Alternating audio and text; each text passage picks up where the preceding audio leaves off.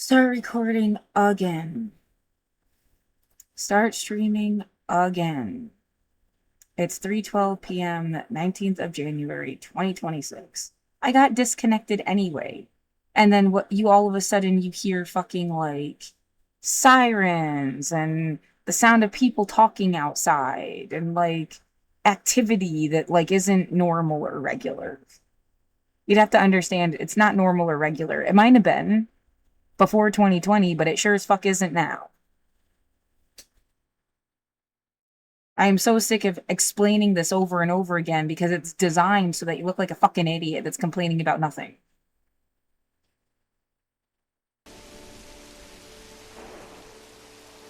Um,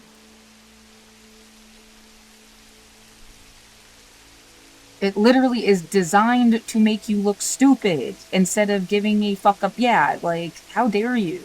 And a million thousand different, how fucking dare you?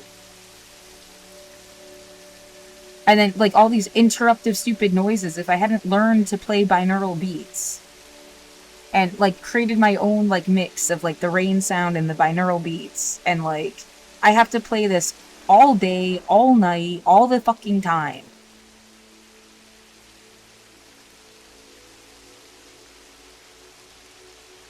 Drive your ass away. I can hear your stupid engine. Go away.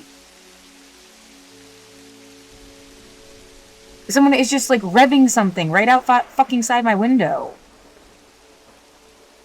No, there is never an invitation for someone to sit at your windowsill.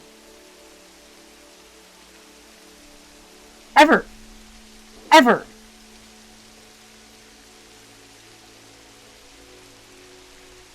Not allowing you to like live in your fucking apartment.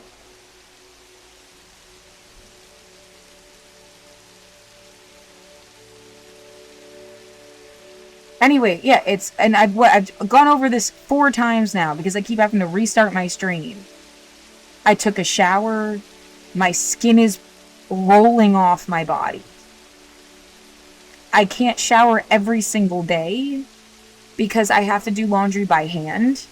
And I don't have enough money for supplies. Like, I am barely fucking existing.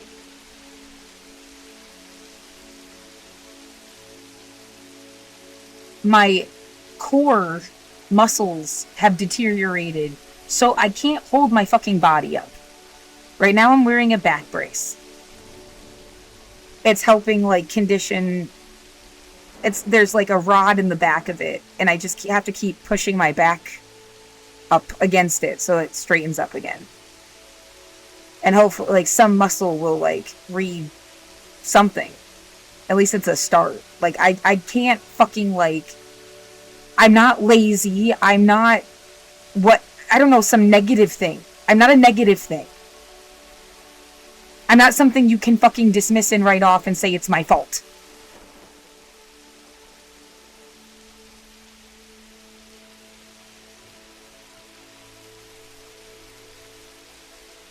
I am terrorized. I'm really hoping these people write me back today. I mean, it's like already 3 o'clock. But that would be so fucking awesome if they would write me back and say, like, okay, we're gonna help you.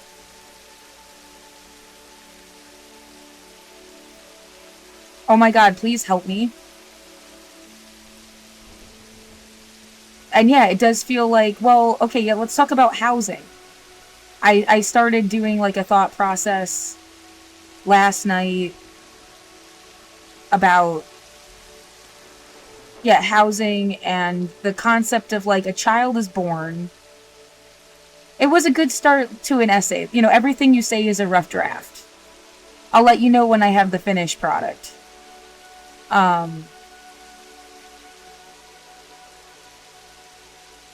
But a child is born, and no matter what they're born into, there's 2 people somehow involved. Whether it's, even if it's like a sperm donor situation or a surrogate mom. Yeah, don't say mom and dad. Because I want to be able to cover all possible circumstances. a surrogate that holds like the egg in a womb, and someone that contributes sperm. You could potentially have a trans woman and a trans man have a baby. You know what I mean? Like, and it's just switched.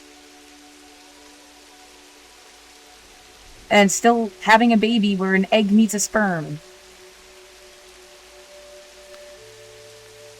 You know, depending on if, you know, what, again, their circumstances, if they've had different surgeries or not. But, like, it's, you know, potentially. You can have a donor. You can have, well, I'm trying to give you alternates to, like, the, well, I guess I don't have to, I did say this yesterday. But alternates to just, like, there's a mom, there's a dad, they fuck. Like, sometimes the mom could die, or the one person could die during childbirth. One person could die on the way to the hospital. They could not be born in a hospital. They, like, what else is possible?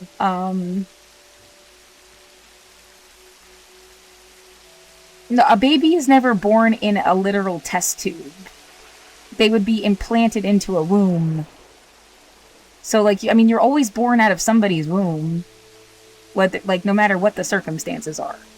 And I'm talking about this in terms of housing. Like, what are you born into then? The baby is either taken from the person with the womb, maybe they're put in foster care. Maybe they're immediately adopted. Maybe they're put in a concentration camp, for fuck's sake. Maybe, you know, they go live with a relative.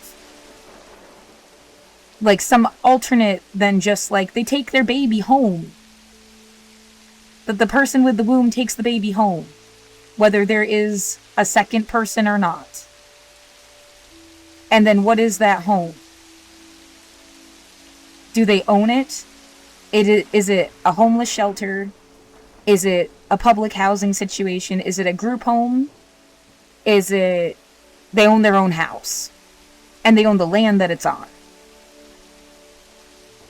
And, like, that single factor, what you're born into, is going to determine possibly the rest of your life. Because if you are born from somebody that goes to live in a house that they own, and they own the land it's on, the likelihood that you will inherit that house and you will always have somewhere to live unless there is a disaster that, like, pushes you out of your house. Yeah, a landslide, a forest fire, what could possibly happen? Like, and you lost your home. And then the idea of someone always having a home physically, regardless of, like, the idea, well, you always have a home because you're a citizen of your country or some shit. I mean, like, the physical dwelling full of memories and your stuff and a place where you're supposed to be able to, like, masturbate, essentially.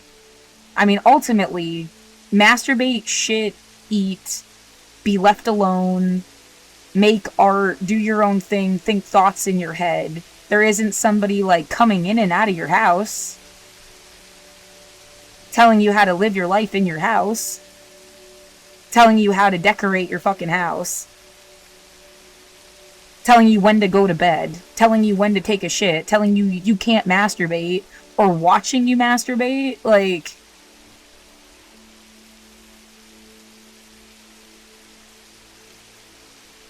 putting rules in and on your fucking house. Yeah, outside of, like, you cannot kidnap people and hold them in your basement, asshole. You shouldn't be telling people what to do in their house. Because, yeah, that violates somebody else's rights. You cannot violate someone else's rights in your house. Makes total sense. But, like, you know, that's about it. That's where, like, the bubble bursts. Sorry. No.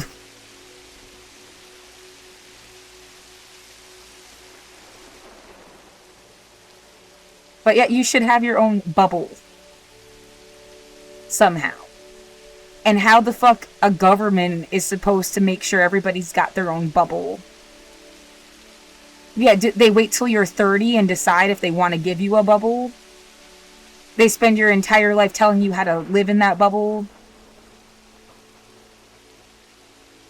Whether the act of having to pay rent to someone your whole life, like, that person got to own your bubble. And now you have to find ways to give them money. Fuck your dreams and ideas and goals and whatever. Like, you need to, like, your real job in life is to give your landlord money. Like, what the fuck? Or the bank, I guess, if you have, like, a mortgage.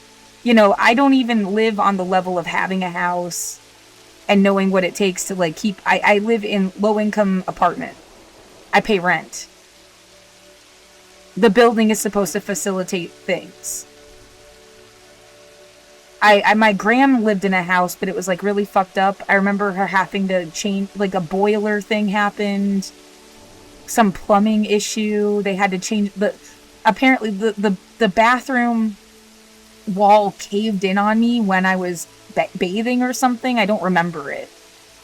But I was told this story. And then they had to redo the bathroom.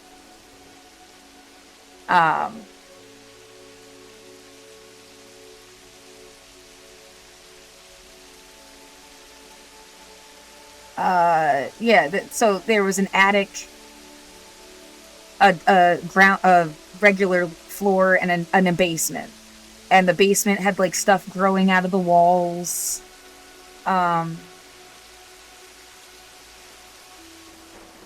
Yeah, you didn't want to spend a lot of time down there. It was kind of creep.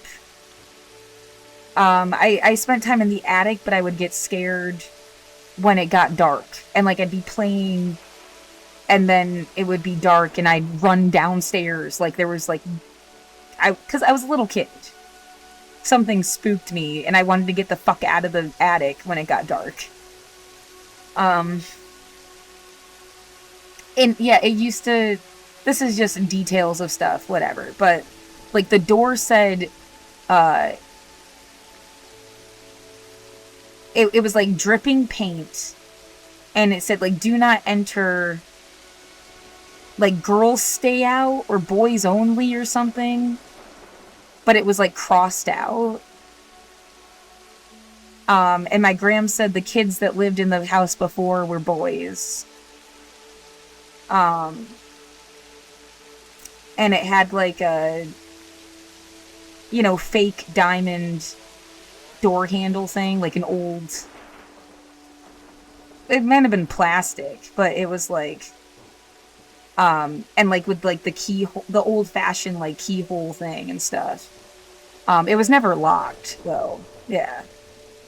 And then you go inside, and there was a rainbow that went, like, over the arch of the attic ceiling that had, like, a hole punched in the wall at one part of the rainbow. I remember putting a picture of a unicorn over the hole because it creeped me out. That there were birds that were just, like, the most simple painting of, like, 2 lines to make birds. And then if you turned around, there was this giant sun that had, like, blood dripping out of its eyes and vampire teeth. Like, the kids had drawn over the sun and turned it into, like, a vampire sun.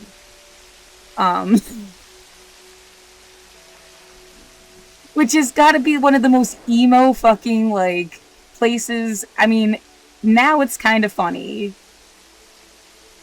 Whatever. Yeah, it's like life was a horror movie, you know, the whole time. That was my, like, childhood playroom thing. And it had these... See, the hole is punched in the wall, right? And there's a crawl space on either side of that thing. And, like... Yeah, to this day, I'm like, you know, if they were making observations of me since childhood... There were so many times, like, that was, like, built to like watch a kid. And I'm coming from that from like a mental health perspective. Yeah, worried about creep show stuff, but like as like some kind of like somebody's idea of being a therapist or something, maybe, because I mean it's also interconnected with. I was like born into Berkshire Mental Health's shit. Yeah, I mean, and to go back to what I was saying, um, my mom said she lived in a, like, she pointed it out and said that she lived in this house in North Adams that was right down the street from where I had therapy later as a kid. And like the first year of my life, I was supposed to have living with my mom. And when I look it up today, I don't talk to her to confirm this, so I don't know.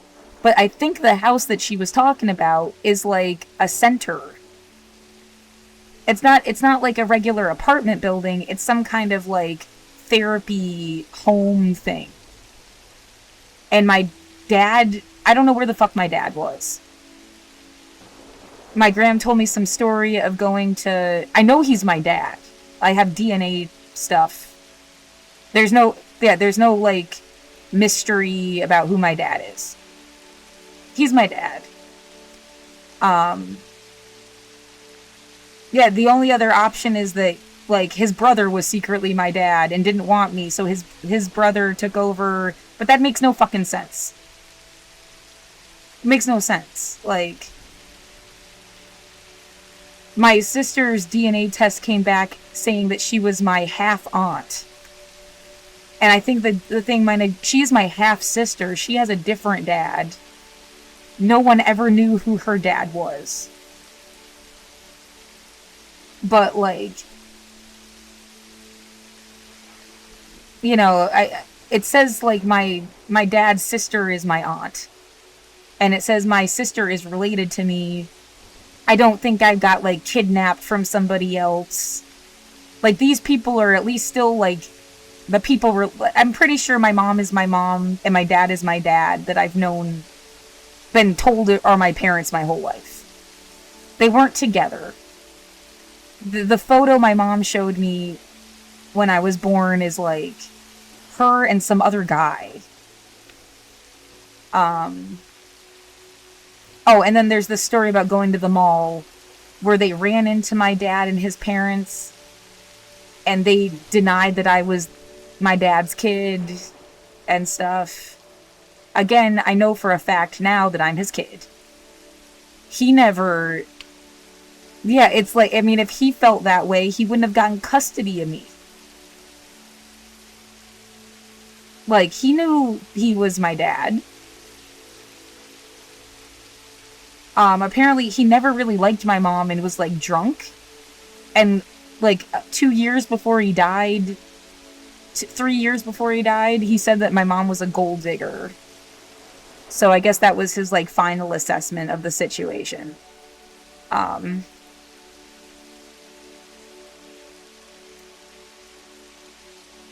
That's how he felt. He didn't talk about it much.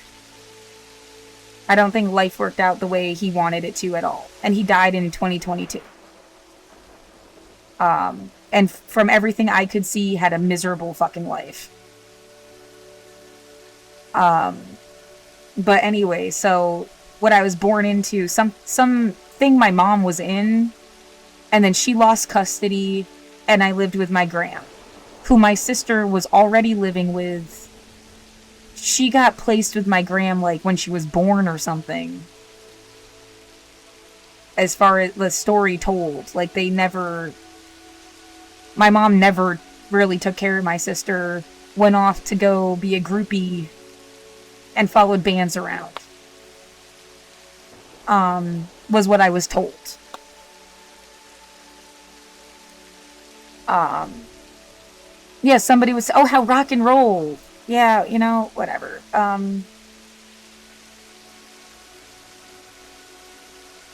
Yeah, I love music too, but like, whatever. So edgy, so cool.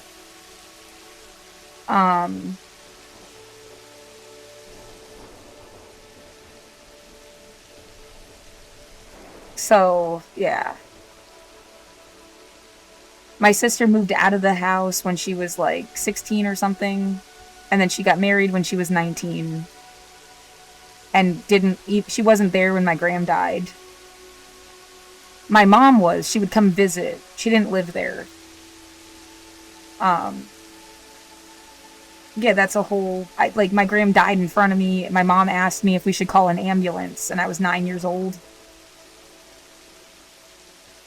Anyway. Well, and then there was a delay in calling the ambulance is the point, really. Like, maybe she would have lived another week. Something else would have happened. Because she had slammed her car into a porch the week before, and her arm was in, like, a wrapped bandage thing. And, yeah, I remember them saying she lost her license. And, like, that... you couldn't take that from her.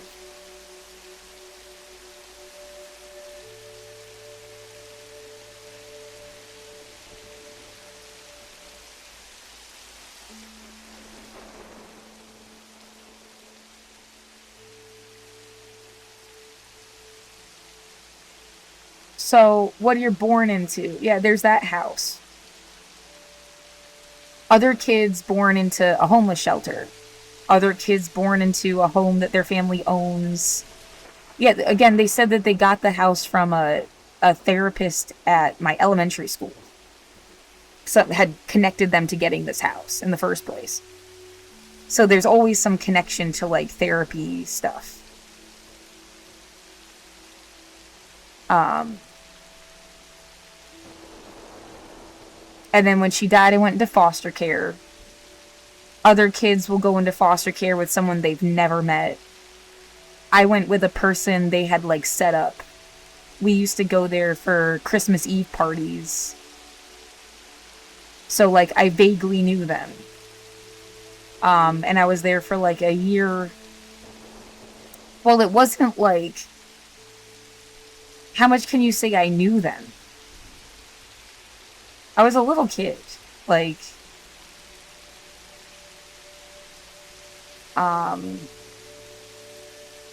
well, I'm sick of this shit. Like, the mayor is trying to find out where they can send you on a bus. Like, I'm not going fucking anywhere.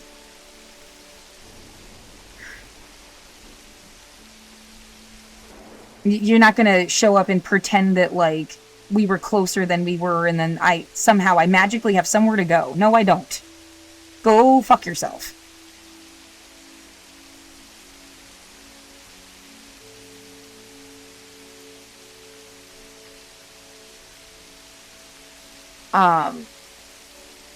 And then my dad got custody. And, yeah, the foster care lady had a situation. They had finished their basement and they also did daycare for, like, regular kids. Yeah,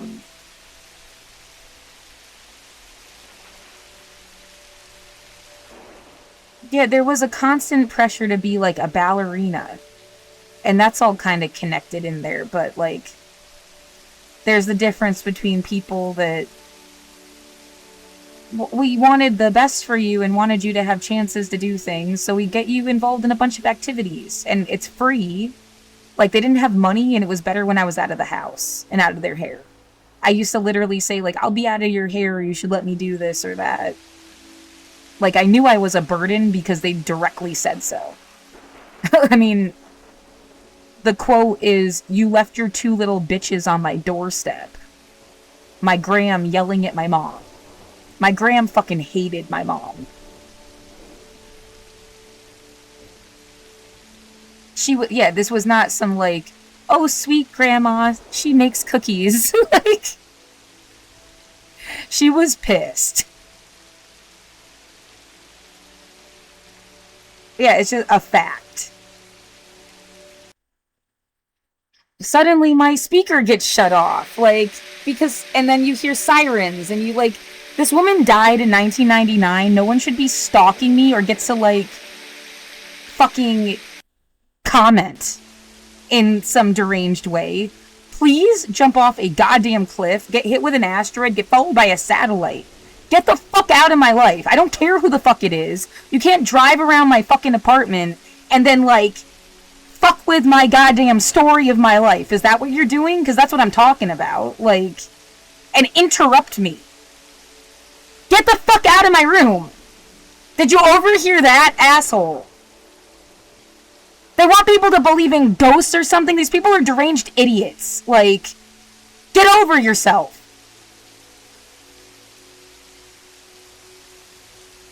Anyway, yeah, she was a very, like, not happy to have you person. Point blank, period. You can't just, like, pretend that's not true.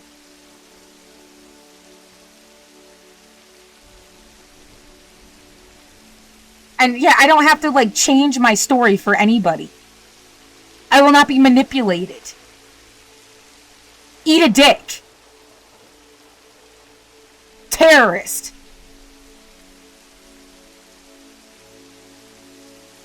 Yeah, did you overhear that?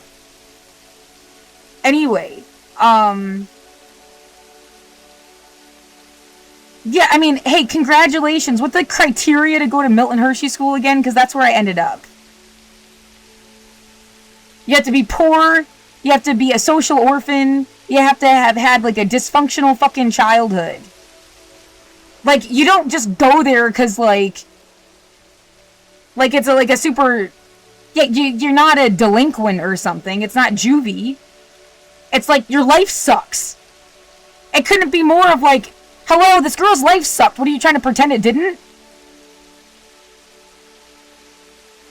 Fucking idiots.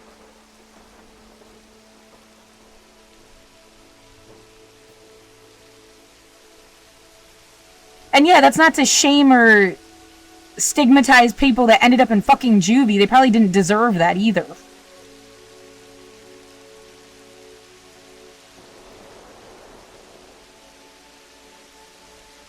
So anyway,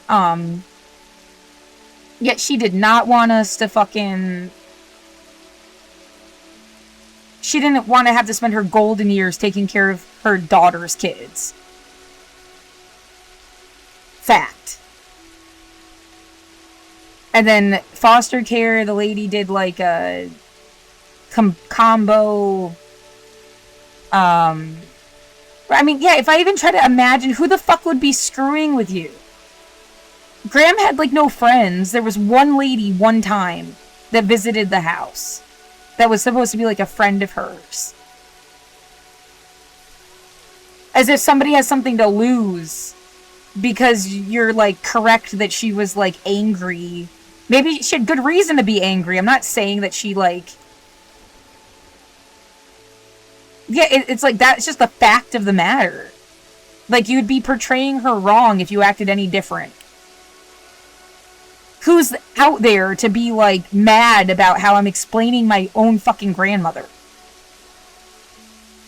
And I don't know my dad's parents.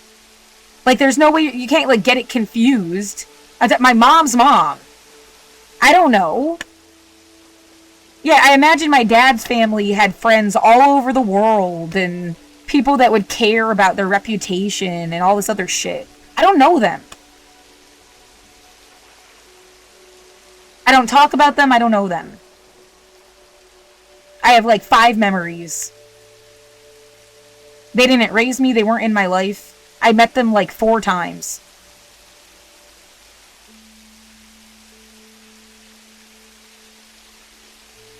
The longest conversation we ever had was about my dad.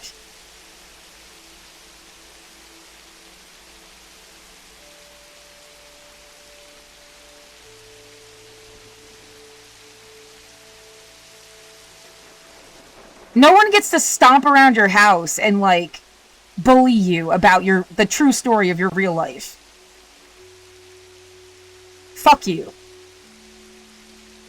Yeah, you might as well raise your hand and say you got some, like, alternate agenda or some shit.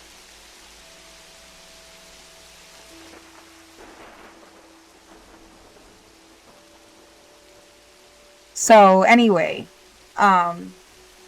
Yeah, and the whole point is like housing rights. What someone has like if you had some guaranteed housing, maybe life wouldn't have sucked so much and people wouldn't have been so angry. Maybe if everyone wasn't like so worried about money in the first place, people wouldn't have been so fucking like selfish.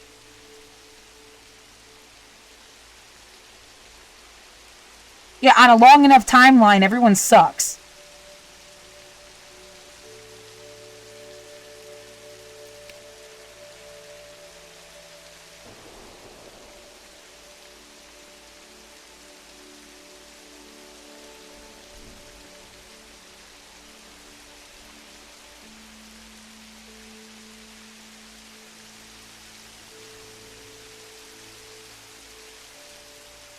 And then what? Then my dad got custody, and we lived in a basement apartment of a refurbished firehouse that, in some sense, was kind of cool. It had like stained glass windows.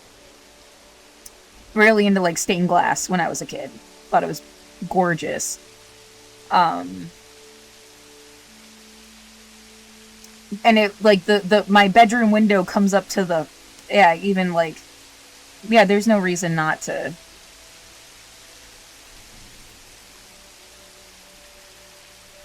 Well, I don't want to show my Graham's house because someone else clearly lives there now, and they put like solar panels on the roof, and it's starting to feel like. But like an apartment building, you know that people are going to come and go from that. I mean, obviously we don't live there anymore. It feels a little different than like, here's this like house. I don't know. Yeah, why not just show the whole thing and back up the image to... So this is... Okay. Well, and it's like, I think fair because it's like for the kids I went to school with too. We should have been able to have a conversation where everybody, like, this is how I grew up. This is the circumstances I really came from. This is what my life looked like. And a discussion about poverty in like a real way. Poverty in America. Because that's what we all had in common. That's how you end up at this school that I haven't even gotten to that point yet. Like, that should have been a conversation.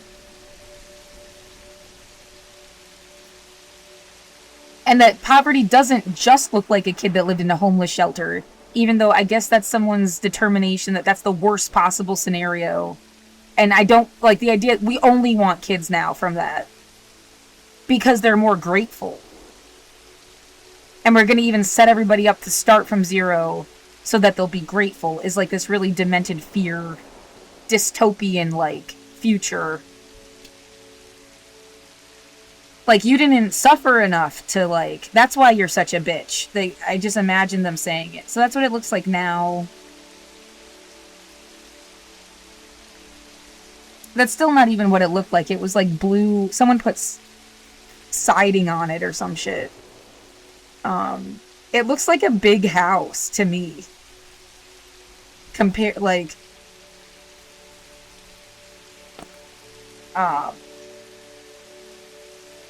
yeah, 2009, I was like 19. That's a good 10 years after she died. Yeah, yeah. And I mean, the fantasy of like, oh my god, you could have like a farm in the backyard. Like, this was like, I don't know where that came. They cut down the birch trees. I used to pretend it was a time machine, and I'd stand between the three, and then I'd come out and pretend it was like a different time period, and then go back in. I was alone a lot. Yeah. And then the attic. But it does, yeah, it's compared to the kid that like grew up in a homeless shelter, it's like, oh my god, you bitch. I could imagine someone feeling like you had like an actual house. And like, I mean, this is gorgeous to me.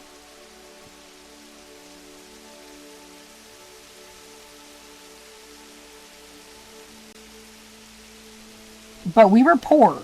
We're on food stamps. She got Meals on Wheels. Everything she could do was free. I'm pretty sure my Christmas presents were like free. She got somehow.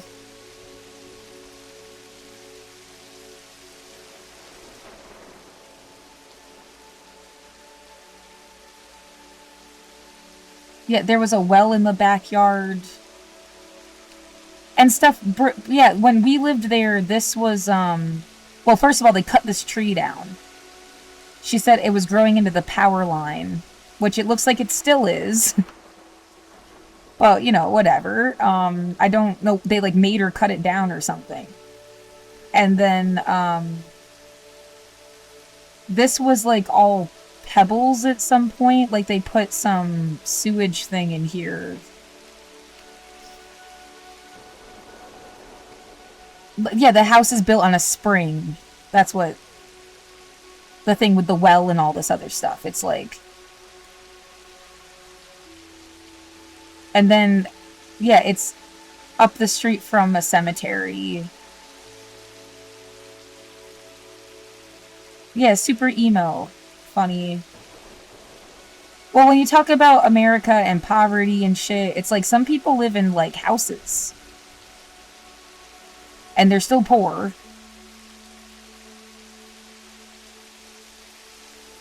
It's just like, I don't know, you don't understand what's going on with the house.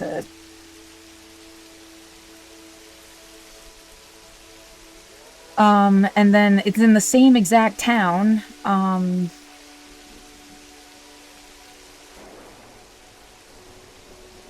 It's just down the...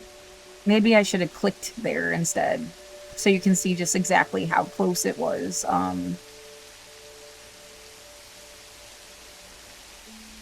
Because, yeah, you're... Like, Graham got to live here. Yeah, again, somebody new lives there. They put solar panels on it. Graham got to live there for whatever reason. And then in the same exact town... How do I get there? I want to go to... Past it. Down here. And you take this road down to the main... area. Yeah, all of these houses, like... You don't know who lives inside or what their situation is, and... Stuff feels like rich and it's not. They would talk about this building a lot. And Graham said it used to be a mill, and she worked in there with somebody who got scalped. Their hair got pulled into a machine and like tore off their...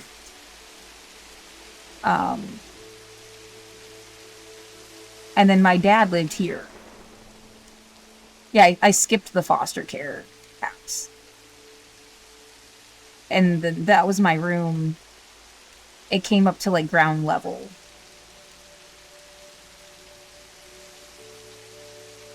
I had a mouse that died, like a pet mouse, and he put it in a Coca-Cola can filled with plaster, and it's buried here somewhere. And yeah, those were our windows. So yeah, we lived in the basement. And it was like a little bedroom, bathroom, big bedroom, and then like a living room connected to a kitchen thing. Well, it's not like they didn't just have you live in a house like your Graham did. You know, that's a fact.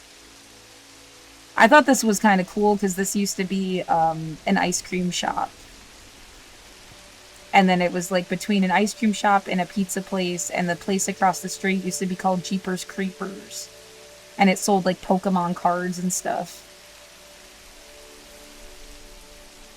Yeah, the thing with the clown.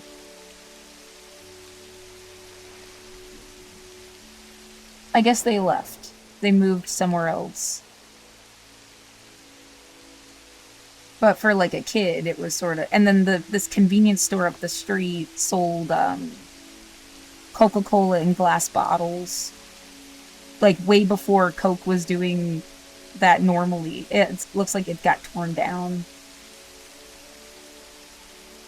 Yeah, for a town of like 2,000 people, there's all these enormous fucking castled churches. Like, the pizza place is still there.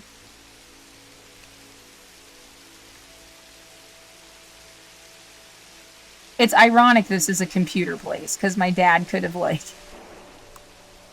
He was a computer tech. And when he moved to Pennsylvania, he was not doing computer stuff anymore. He was dishwashing, cleaning toilets, answering phones. He hated his life, yeah. I used to go into Val's. Yeah, noticing things I didn't notice before, like it's right next to the actual fire station or something. I mean, you hear the people every fucking day, like running engines and sirens outside your house.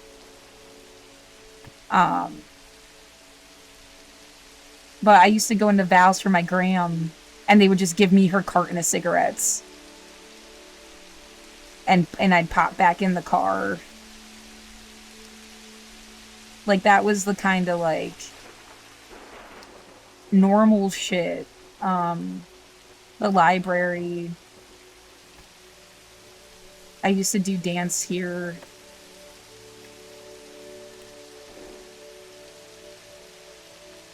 And then someone else got, eventually, they changed locations a lot, but one of these buildings, I forget which, they rented, like, the upstairs. It was horrible air circulation-wise, but, like, it did really look pretty. And eventually they got a different location, but they opened their own dance studio, and I was dancing with them.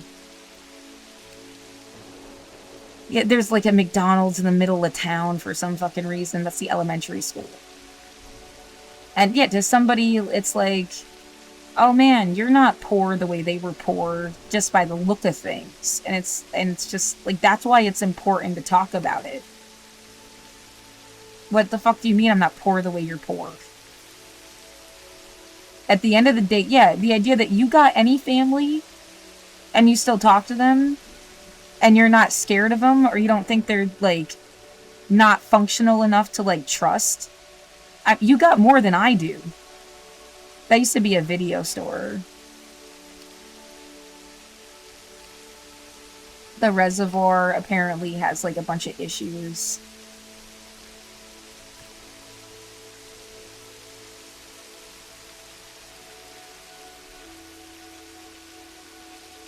No, we want you to tell a fake story. Like, you're not getting a fake story. It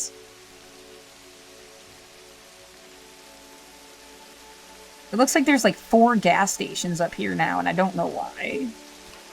Used to get like pork chops and stuff from there. Anyway, yeah, to me, I guess I'm also a little bit like, man, it's really pretty.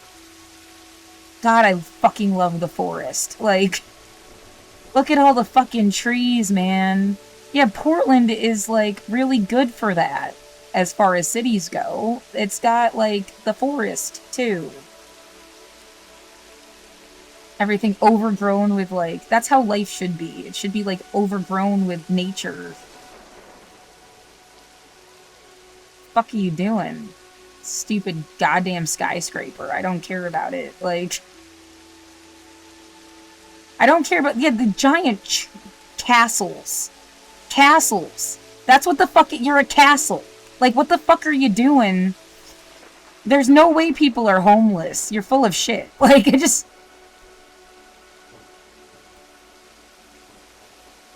And there's what, like a dozen of them in, like, such a small area. It just weirds me out a little bit. Yeah, you've got a lot of homes in all different states of, like, disrepair, age.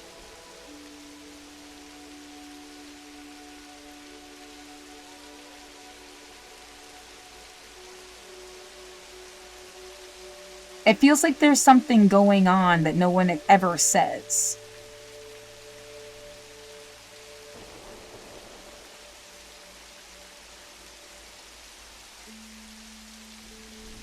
Oh yeah, the round.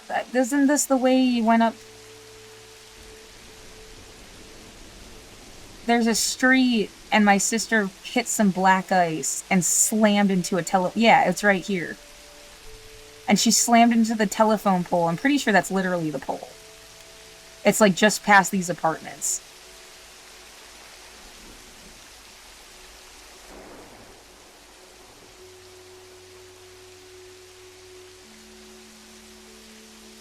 Yeah, around here somewhere. On this side. Because she didn't want to hit the cars. The car spun around and we hit the pole. And she totaled the fucking car. And I thought it was going to blow up. Yeah. Like...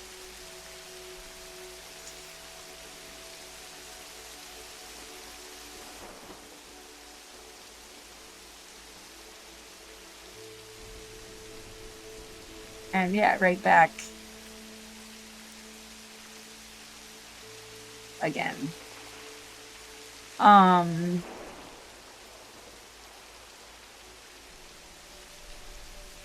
And then, yeah, after that situation, I went to MHS. And I could, like, show the different houses, kind of, but you only get, like, an aerial view. I did feel like what Clearview looks like from the sky seems like it means some shit. But feels like I explained that and all of a sudden it became a joke. So... yeah, no one's gonna take you fucking seriously about anything. If they did, oh my god, what would they do? They don't know what to do, so they'll just joke it off until, like, you die.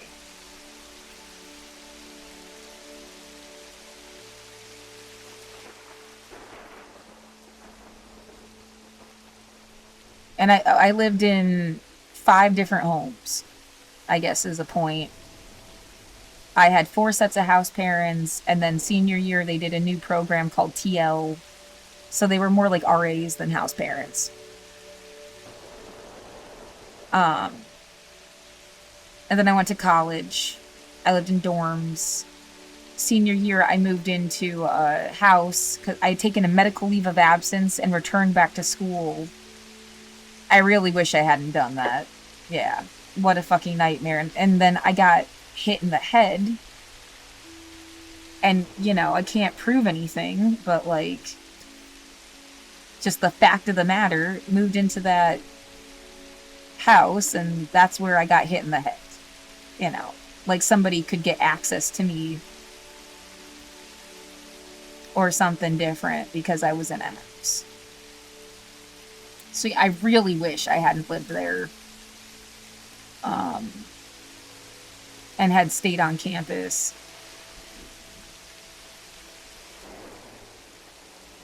Stop trying to be like a regular person. Yeah, fuck you. A lot.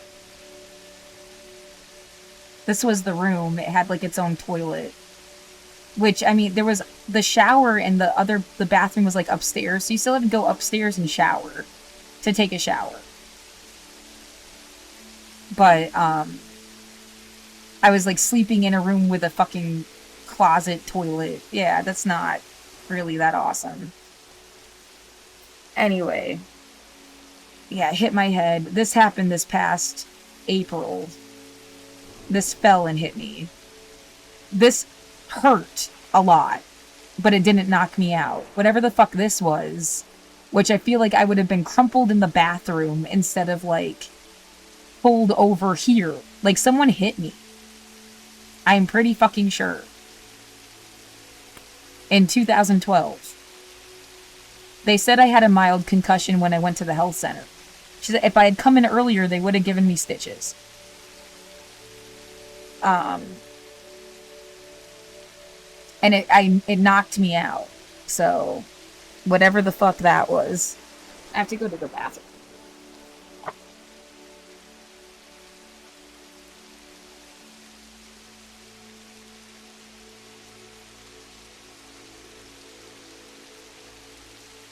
And then, what's the next chapter? Portland. I lived in an artist community, and then somebody's attic for 3 months, and then where I live right now. And that's where I've lived my whole life. And the idea that I am now a servant to somebody so that they can, like, pay their own rent on and on into infinity just feels like absolute bullshit. Yeah.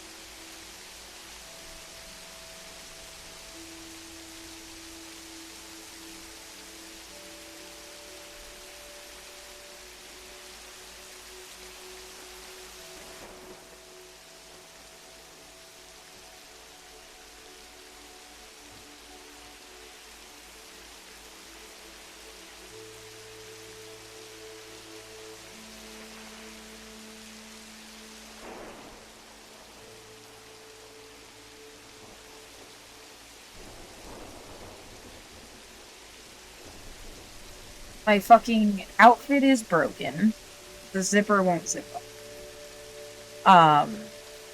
The stupid fucking lost your connection. I figured it lost a connection when I tried to play something and it wasn't playing it over the fucking computer. It was playing from the phone. I feel like someone is interrupting the connection and ruining my goddamn stream and is refusing to, like, let me live my own fucking life because there's some kind of psycho asshole.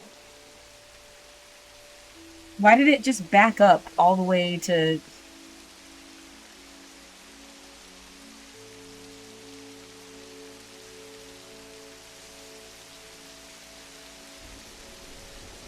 going back through all of this again, I guess. As always, it is Martin Luther King Jr. Day. Obviously, Mr. Democratic Socialist himself, totally whitewashed, and we'll talk about his legacy and what it means, especially right now, at a time when we need a revolutionary fervor more than ever before. Trump says he's pursuing Greenland after a perceived Nobel Peace Prize snub. Gold and silver prices are hitting high after the tariff threats because Donald Trump is molesting all the money. Trump is readying troops for potentially overtaking Minneapolis with an insurrection act. And there's still regime change conversations in Iran. And last but not least, we'll be having Kat Abou-Ghazaleh, who is running for office in Illinois, in the building today. And we'll talk about fighting against the right, both at Media Matters, as a journalist, and then also, hopefully, as a congressperson. Get in now. Let's get started. Let's go.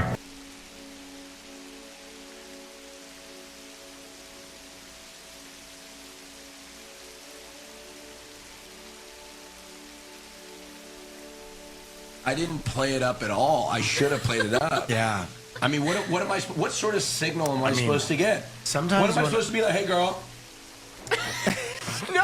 Well, no, that's not I yours. want to be gay! No, they're gonna think you're... What are you doing Tuesday?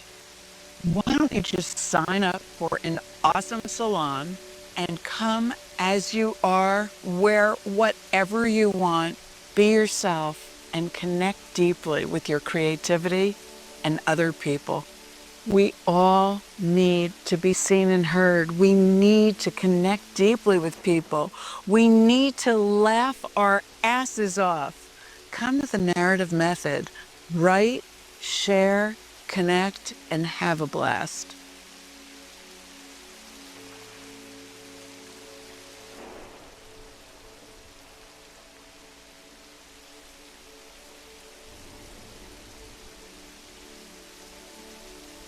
The genocide in Gaza is not an isolated event, but a horrific combination of a repertoire of practices derives from a century-old colonial dynamics. This dynamics is characterized by the aspiration to acquire as much as land as possible with as few as Palestinians as possible. This logic goes all the way back to the mass ethnic cleansing of the Nakba in 1948, when over 750,000 Palestinians were expelled from their homes. It was then legally institutionalized through instruments like the 1950 absentee property law, which allowed the state to seize all land and property belonging to the displaced refugees. The strategy continued with the political fragmentation of the remaining Palestinian people in separate, controllable groups under different military and legal regimes. The genocide in Gaza is the most extreme and brutal tool in the long-standing repertoire of this position.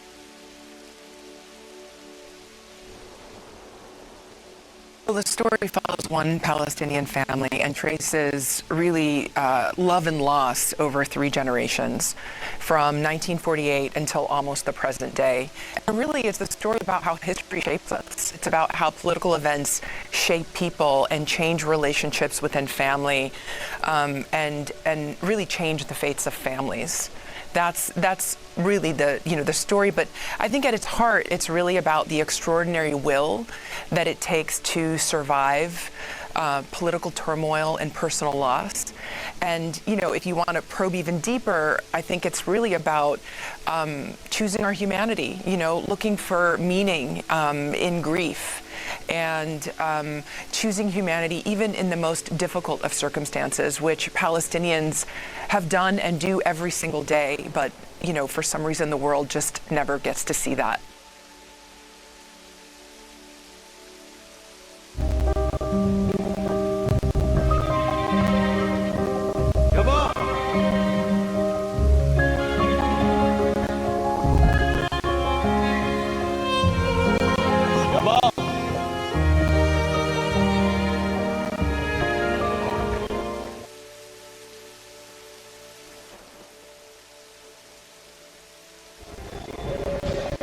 This morning, Israel launched an invasion targeting the Hebron H2 areas.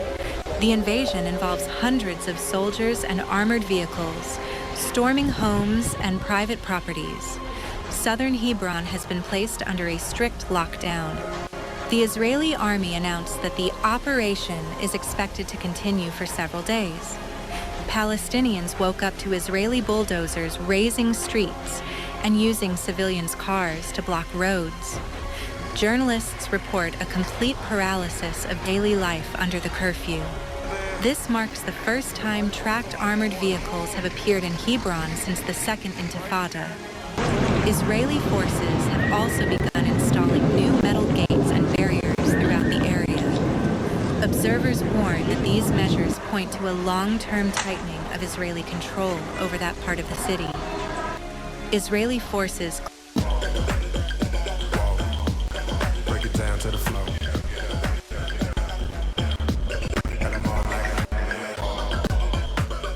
The way I let them know, got them all like. Kind of lost it when I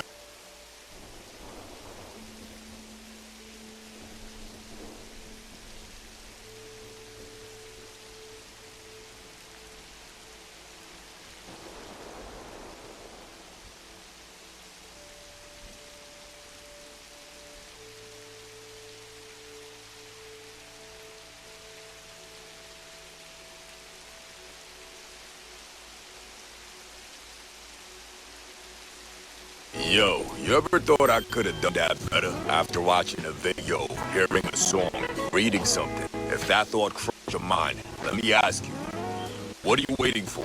Because most of the time, if you don't tell your story, someone else will. And they won't do it the way you would've. I mean, you miss 100% of the shots you don't take, right? Think about it. In the NBA, if you shoot 20% from the free throw line, you're one of the worst shooters in the league. But if 2 out of 10 videos you post take off, that could change your life, or at least give you the confidence to try something you've been sitting on for years. Now I get it, posting something and hearing nothing back is scary. But if a video gets 100 views, could you fit 100 people in your living room? Now anything real takes decades, 10,000 hours of showing up when nobody's clapping, while bills and responsibilities don't pause for dreams. But if you're yearning for a shot to build an audience for something you truly believe in, and buy yourself a year to really go hard, our friends at Stan are hosting the Dare to Dream Challenge. Anyone can enter for a chance to win the grand prize $100,000 or the $5,000, $10,000 runner-up spots by posting one video explaining why you're building what you're building. Of course, no guarantees, because that's life. But if you're serious about the dream, the money's just a bonus anyway, right? The real win is finally taking the shot. Alright, more info's in the link in bio. Peace and blessings. Yo.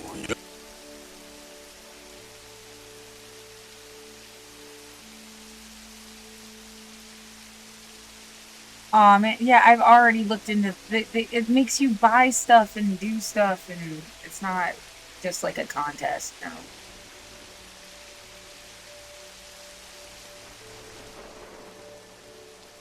Yeah, this pay to play bullshit.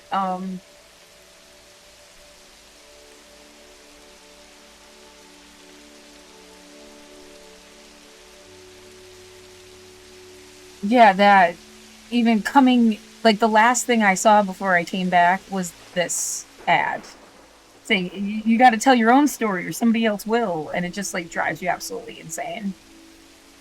Like, the point I want to make about my own genetic shit here, that I just found out, like, different parts of my life. What's supposed to be your identity? I'm also kind of like practicing an essay, more or less. This is interesting and stuff, but if I showed up all of a sudden and I was like a representative of the Coptic Egyptian community, that would be bogus. And I wasn't raised. I'm a humanist, first of all, and I wasn't raised with like anything specifically Jewish. At MHS, we didn't have bat mitzvah, temple, Hebrew, Yiddish, Seder dinners.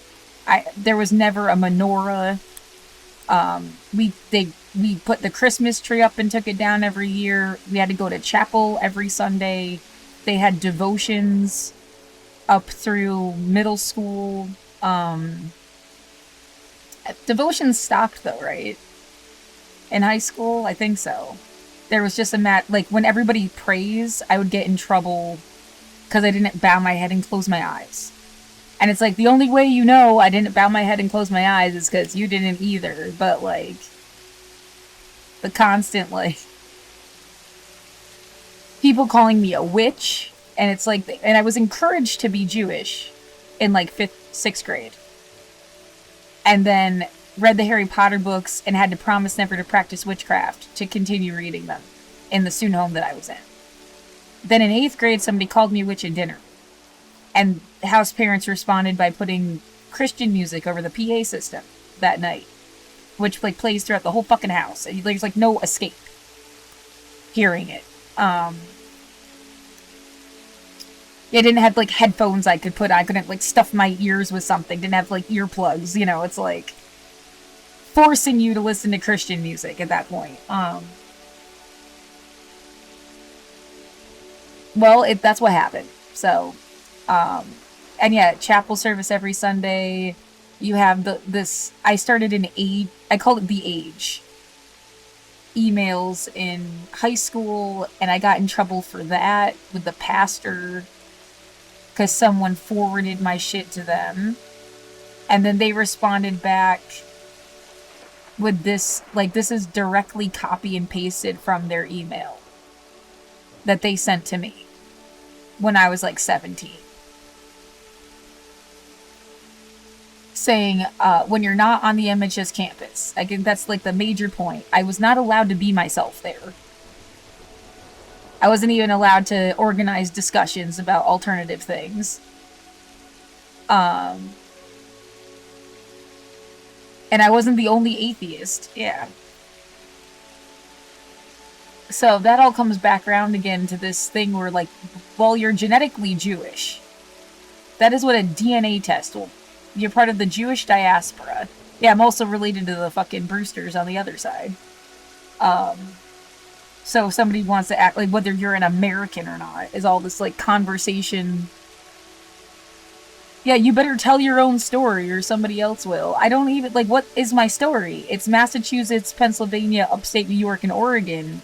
It's not, I'm a humanist, I'm a vegetarian, I'm a sci-fi poet, I'm a feminist of the non-turf variety. I'm a leftist, liberal, social, democratic socialist. Like a lifetime member of the DSA. I'm a bitch. Yeah, well, in like the best possible way. I'm a universal human rights advocate. I'm some kind of artist, writer, intellectual cunt. Like,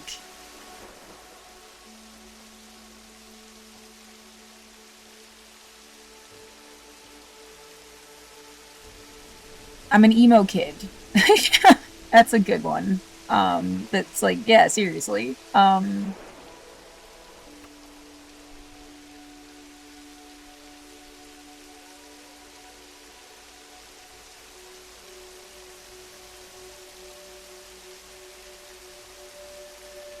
Yeah, how are you're who you're related to? I don't even know them. So like, how can you say that? Like, you don't even know everybody. You know, literally every box here, every person in the world has names that would go in each of these boxes. They're just all different names. And you know, even the boxes I don't have somebody in, there's someone that goes there, you just don't know their name. And that's how many people you're fucking related to. Sometimes the timeline stops abruptly. Like my dad's family is completely like cut off. I think the farthest back is 1830. And then my mom's family goes back to the 1500s. I don't think she even knew stuff.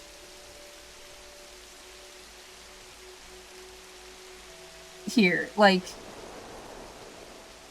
I mean, most people don't honestly know every story that is in the background of their life. Like,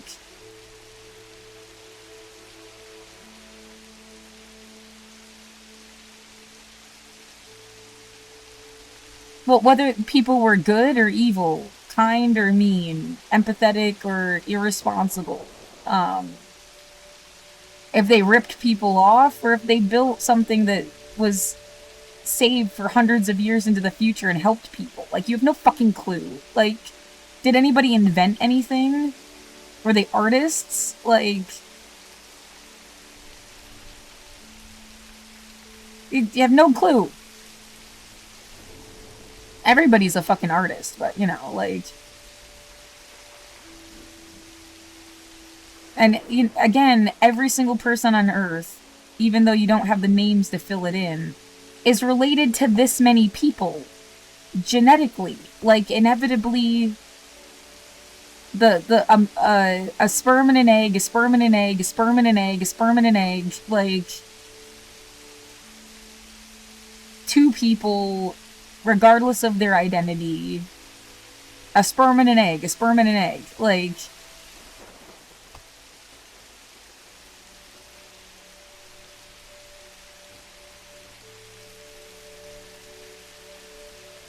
That's funny to keep saying, because, like, everyone in the whole universe falls back into, you're a sperm and an egg, a sperm and an egg.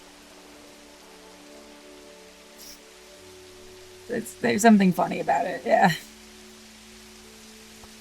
Yeah, whether the guy ran out and married 10 other people, the lady started a brothel, the guy was killed in battle, the lady died in childbirth. Like, you don't, you know, or like, or there was a trans situation and no one even had words for it yet, and like, but there's a sperm and an egg, like...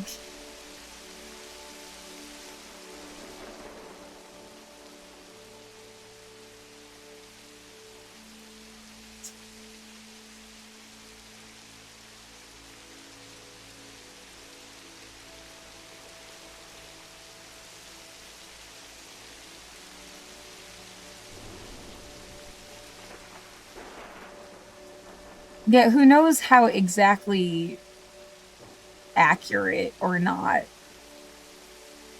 Most of this is auto-filled. So...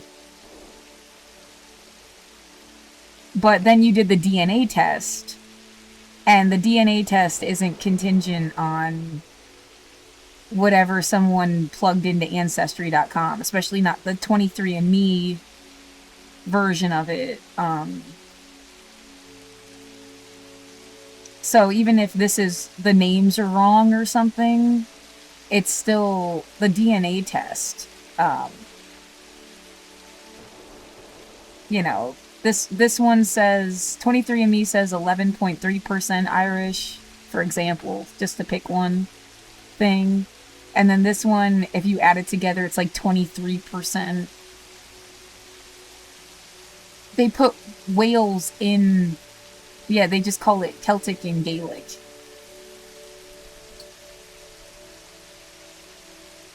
And then, yeah, I should keep... there's this survey that the Oregon Department of something sent me after I filled out my food stamps. The customer service survey. Yeah, hold on, I have to, like, fill in some stuff here to unlock the rest of the survey. Okay, they ask, what's your age? Do you identify as having a disability? And then racial and ethnic identity. And it's split into these categories. American Indian, Alaska Native, which includes Indigenous Mexican, Central American and South American. That's not its own category. Asian, which does not include Russian, the Asian part of Russia. Black and African American. Hispanic, Latino, Latina, Latinx, Latin.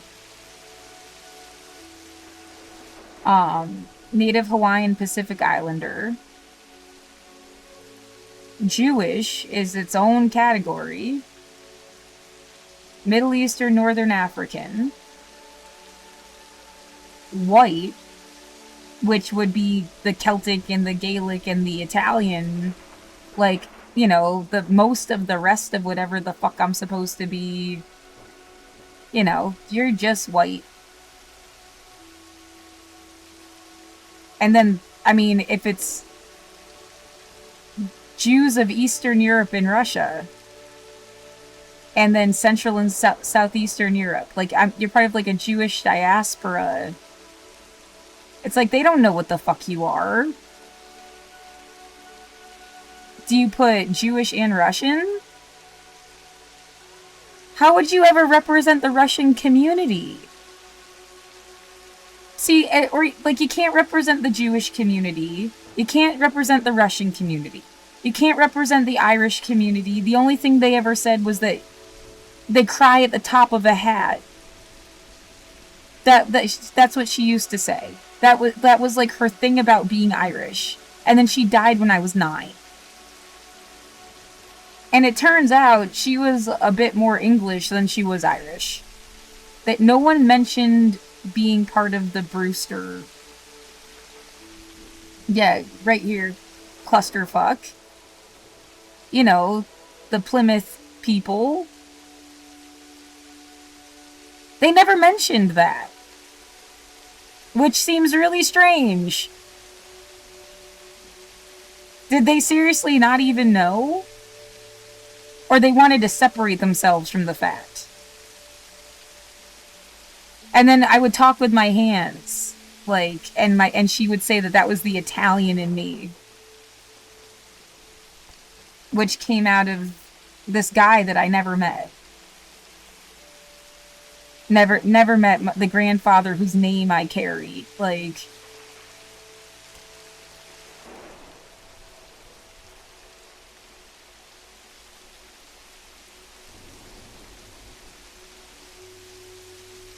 and what? Yeah, they're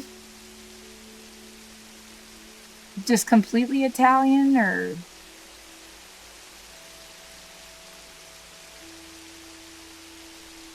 mixed with somebody that was like Canadian and Irish.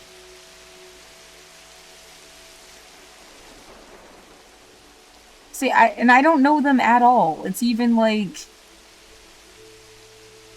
I never met them. Somebody can't show up in my life and like stake a claim on me or something. Like, I don't know you. This was supposed to just be really fucking interesting and historically like important. It's not supposed to be like a way for somebody to fucking do weird shit to you.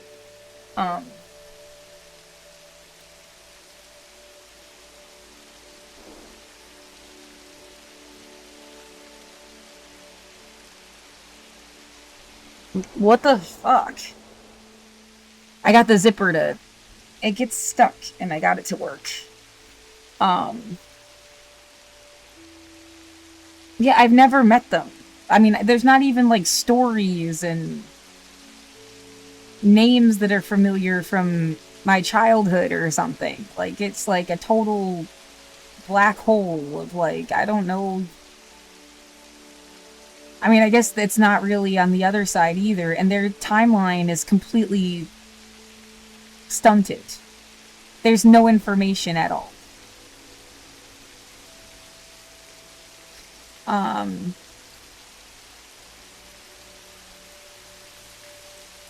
Yeah, if there's any chance that, like, somewhere along the line, the same people in your family background were, like, fighting each other or something, I have no fucking idea. Like, I can't just make up stories because it would be interesting. Like...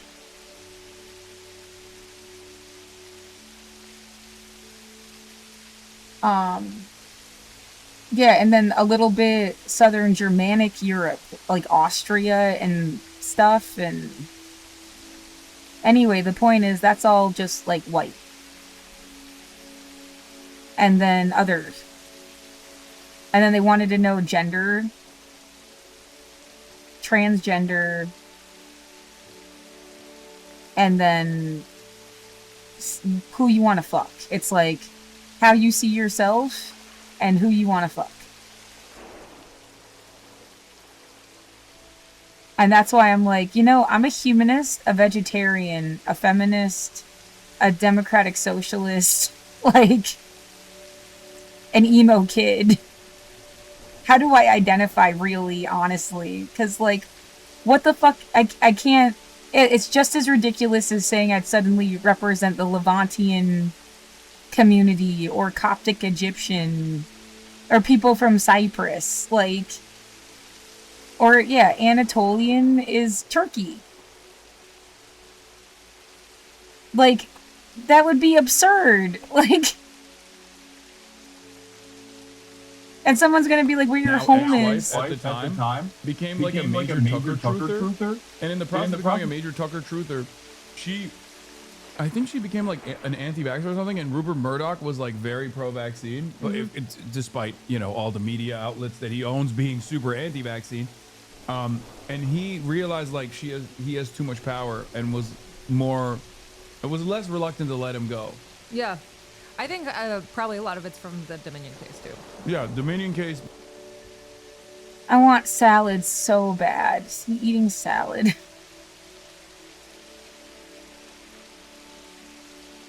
Anyway, so the point was like what your home is on, here's like a geopolitical scale,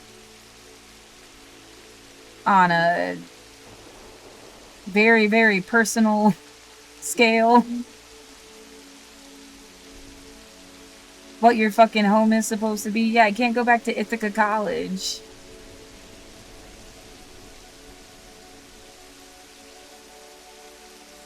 Somebody that wants to drive me out of Portland or something. Like, I don't have, like, another place to go, bitch. It's like, we want you to wander the earth. We think it's funny. You're a fucking psychopath. Like,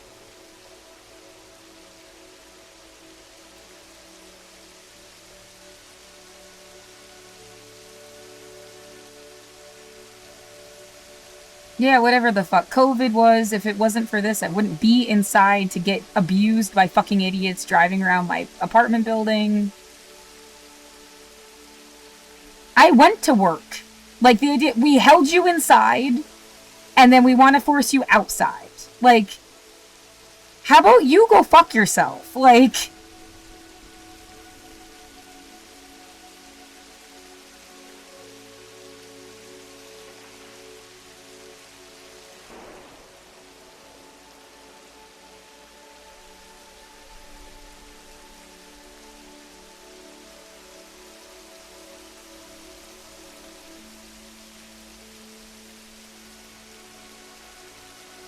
yeah, really. Well, we were really fucked up to this person, and they have every right to, like, be left alone and to fucking hate the invisible assholes that wouldn't, like, that ruined her life.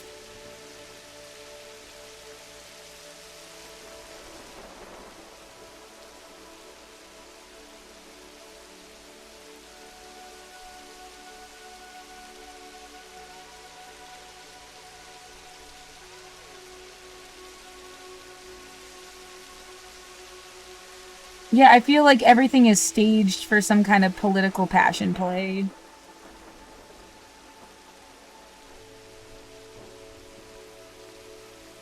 And yeah, it's 5 o'clock.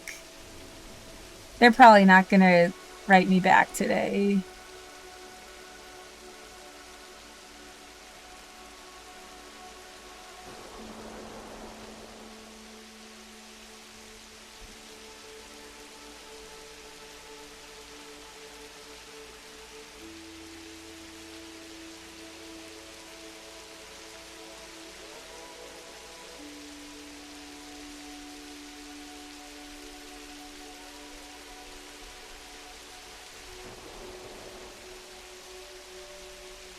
Such a weird email.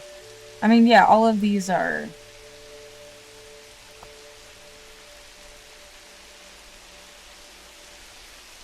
spam. Like, just looking through spam. I stopped doing Playtest Cloud because they stopped paying me. I'm gonna do an hour-long playtest and then not even get... it's... Juice is not worth the squeeze. Yeah, constantly feeling like someone's goal was... They thought that you were spoiled and they wanted to teach you a lesson. Like, bitch, you didn't know me.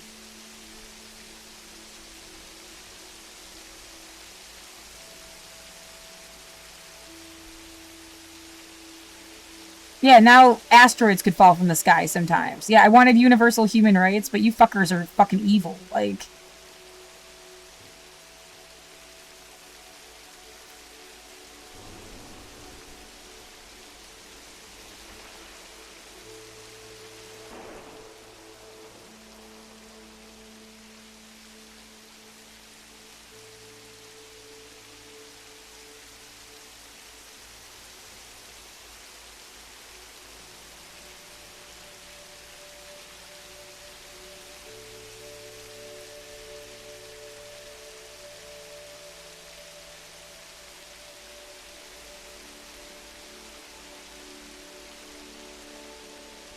No, how dare... Like, how is it even possible someone could have stalked you this much, and then they're gonna, like, fucking threaten you with eviction?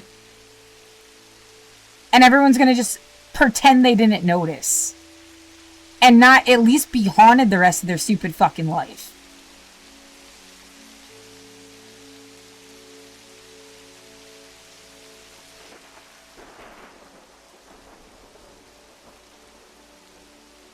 It's fucking sick.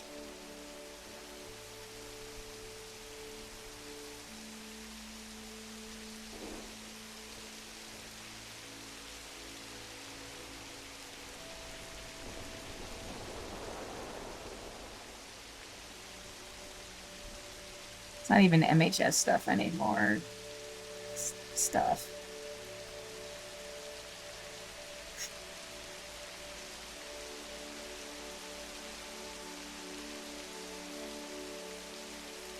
Well, you know, it's like a federal holiday. There's some idea of like, I didn't get a notice. It's a federal holiday. There's some amount of like time that was given, even though I was waking up with a heart attack every day for a week. I mean, this was absolutely fucking demented. Being that kind of stressed almost gives you like a lobotomy.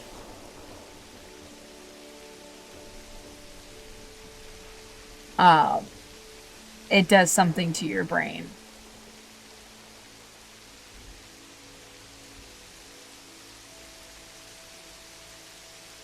And I don't know who else I could possibly reach out to or email or...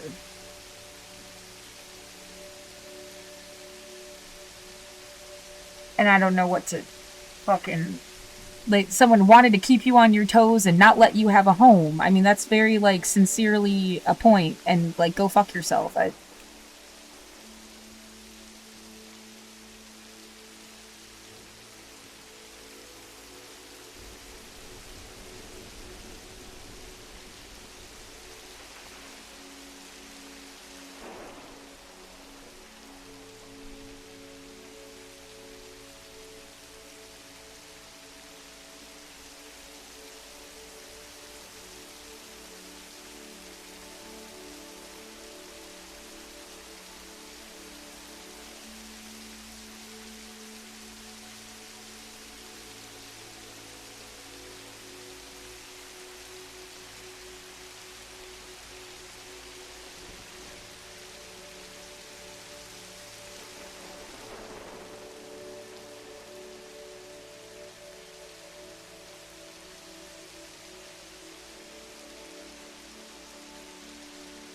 I don't know. I think I made a lot of points very clearly. Yeah, home as in the people that you were born to. Home as in... Oh yeah, there's that too. North Adams. I might as well just put this in here. Because, to like document it.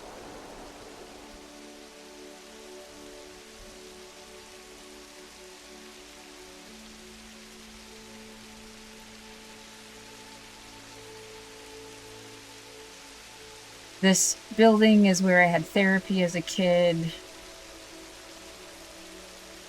It's talking about at the beginning.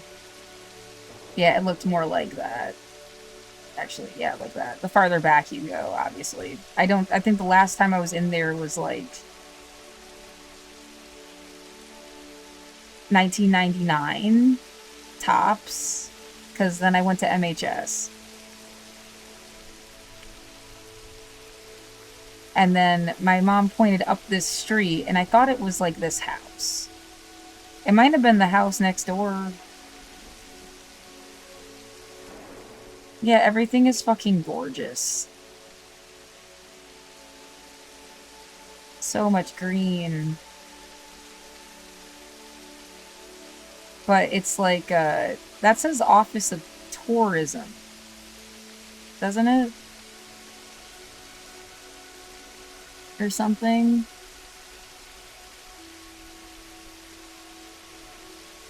And now it's like some other kind of building. So yeah, who knows? Maybe it was just like an apartment building. Yeah, it does look rickety as fuck. Like it looked like it's like a cool idea, but it's like it needs to be reinforced or something.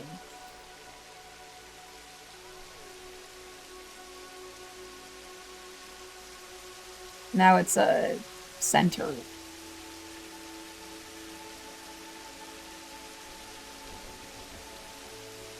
Some kind.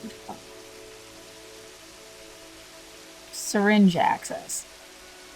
Oh, it's a fucking safe use site.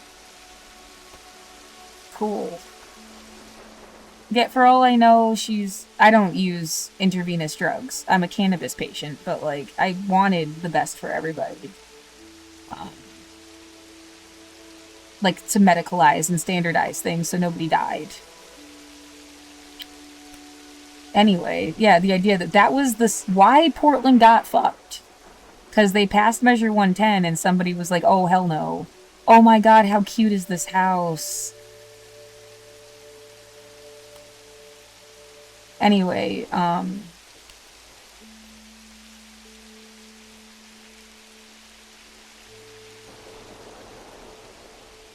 you can't go farther down this road.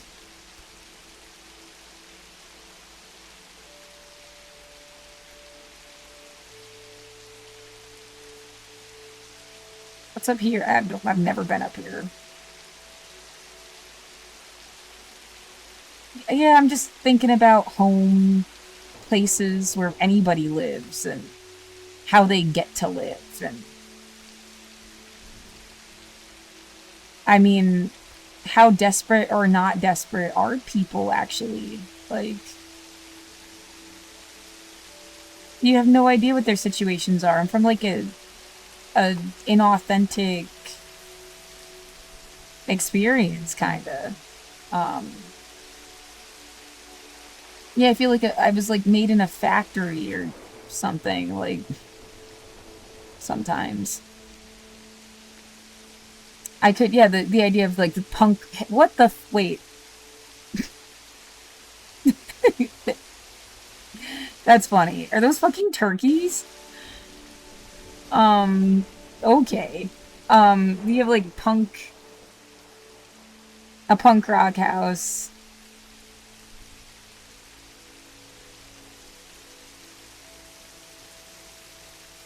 And then you have like, you know, IKEA, JCPenney, Sears. What's another? Oh, Williams Sonoma.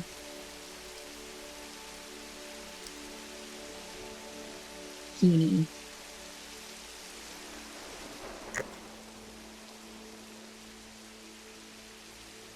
Type bullshit. Yeah, and it's like I don't want or need. It makes me uncomfortable and unhappy. Like, that's what you think a home should look like. Like, no, you should actually look like you lived in it. I mean, I want my house like that. Do whatever the fuck you want in your own house. And then you showing up and saying somehow this is their house. That what the fuck would I be paying you rent for? I scrubbed toilets to live in this room. I've pulled syringes and diapers and pads out of boxes at Nordstrom. I've cleaned up after a woman that pissed all over the toilet. I've cleaned up after someone that puked in an elevator in someone else's apartment building. People wiping their ass and just putting the fucking toilet paper on the floor next to the toilet. Pouring water all over the sinks. I've had to blow leaves and this step around human shit just walking around, but like because you didn't provide people housing. I mean,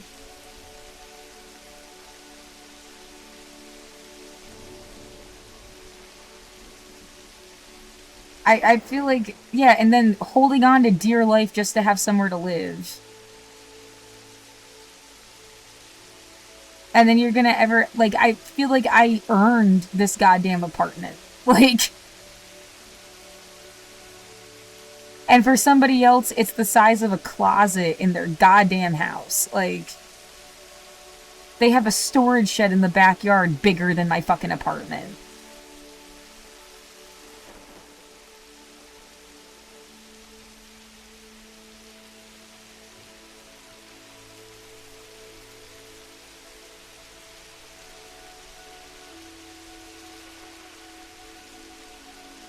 I don't understand what people do for a living. Yeah, don't even bother looking over here. Who knows? Look in Portland.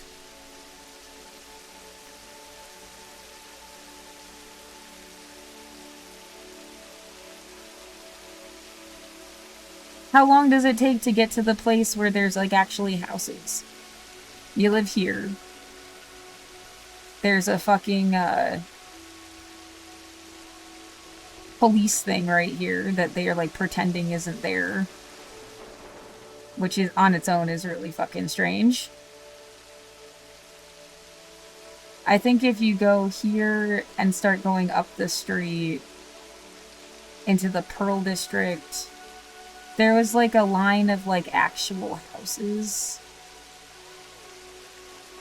They were colorful. I don't know how to get there exactly. Yeah, just gonna click around.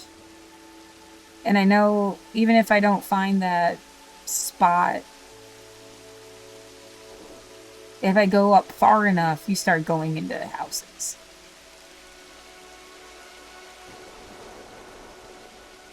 I think I passed where it is. This is like, there's restaurants and shit over here.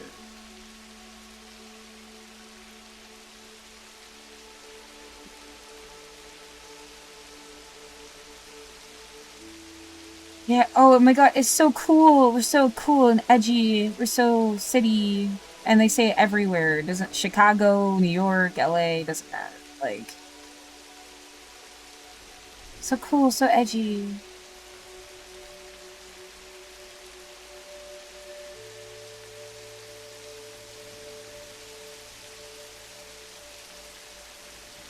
And this is the city that has like actual... Right, I mean, this is like as good as it gets. It's got trees and shit, like...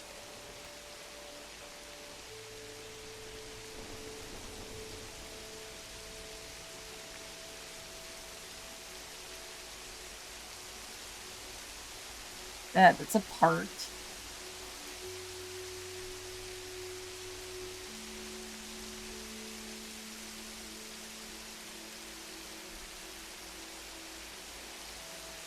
Huh. They tore that to shit. I had no idea. How long has it been like that? That was just like one big grassy area.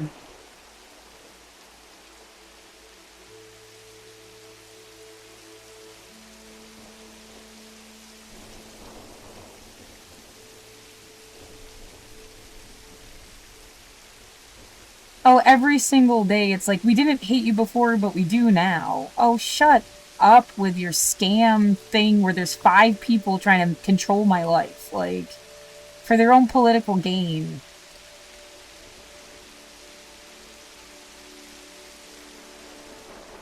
There's a lot more trees over here. Yeah, it looks like broccoli suddenly, like, popped up all over the...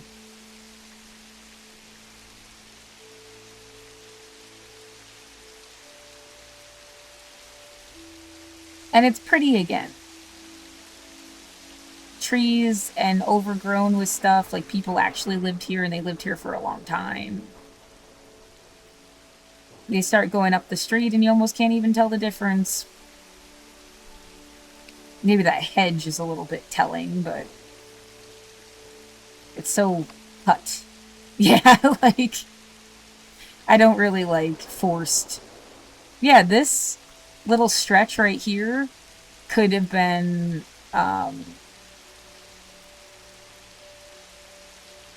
that spot in North Adams that I was just looking at. It could have been, Ithaca.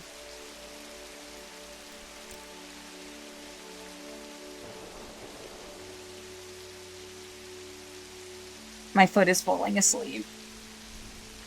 Yeah, again, the point of this is, like, home stuff. What's home? Like, it can tell you what, it's not the desert. Wherever the fuck I'm from, it has trees and greenery and, like...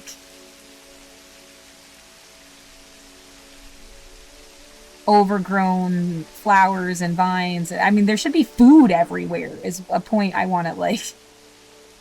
You should be able to just, like, pop in and out of any there should be food all over the place. I don't want to see your fucking cut grass, goddamn lawn thing. I want to see food. Growing everywhere, son of a bitch. Like, you idiot. I just...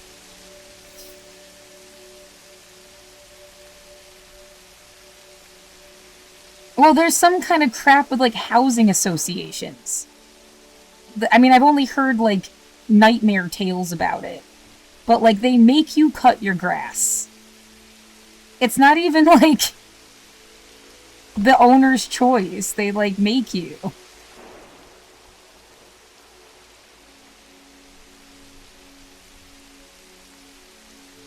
Yeah, you should be mad and suspicious that, like, you should have, like, food on your own property.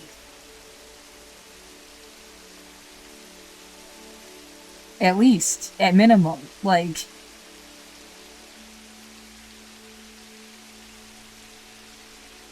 Yeah, wherever the fuck I'm from, it's green. Tell you what, like...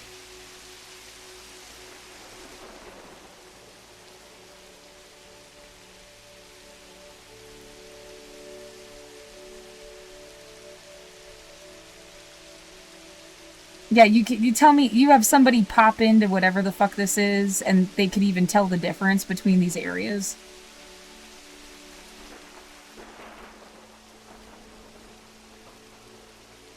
The mountains kind of, like, yeah, you can see so far. Massachusetts, upstate New York. You're kind of, like, in the hill or something over here. Oh, but that's fairy tale pretty. Look at the tunnel. Why can't I go forward? On Cornell Road. Oh my god. That's a joke, right?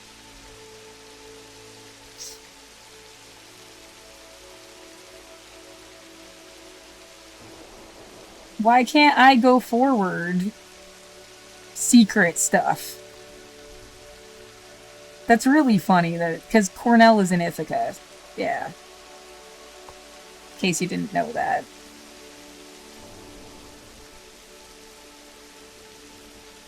It was not people from Ithaca it was people from MHS that told me to move to Portland.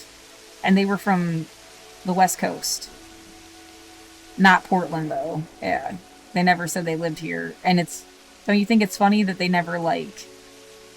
made an effort to move here? If they told me to move here, but they didn't move here?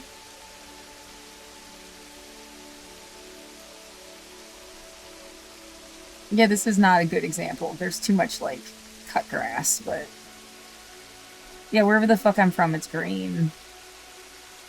You got different trees, right? If you look at the mountain silhouette on the west coast, it's like jagged and pointy, and the mountain silhouette on the east coast is like rounded. Because the deciduous versus the evergreen trees. You got like Christmas trees over here. Essentially. To make it really simple, yeah. And it just creates like a different outline on the mountain, which is cool and stuff.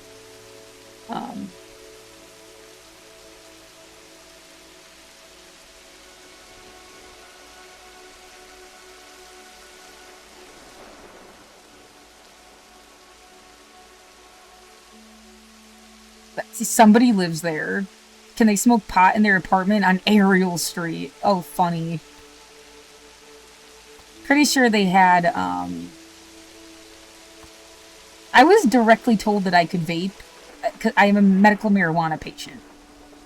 Like, I've lived here since 2015. I don't know what the fuck. Go fuck yourself. Like,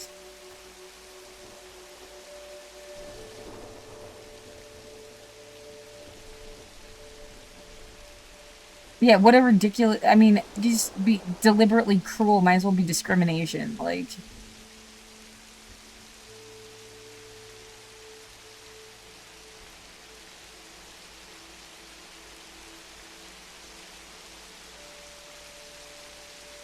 Ooh, purple. Right, the West Hills are supposed to be where rich people live. And it's like, oh my god, for the millionth... Like, people don't even have to be rich necessarily. They just got to keep their grandparents' fucking house. They're poor as shit. But they got the house. And so they have the starting point and something they can always go back to. And that's why they seem rich. I mean, they're gonna have more than you do. But they're not rich the way that, like, some fabulous Hollywood star is rich or something. And, like, okay, yeah, I get that. They just inherited somebody else's house. Wasn't there supposed to, like, not be other super tall buildings?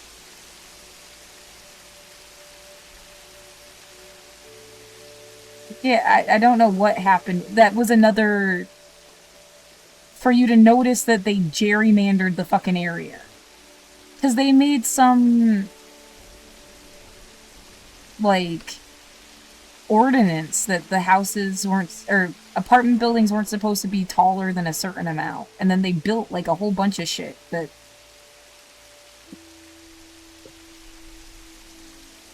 Timeline of how tall buildings were allowed to be in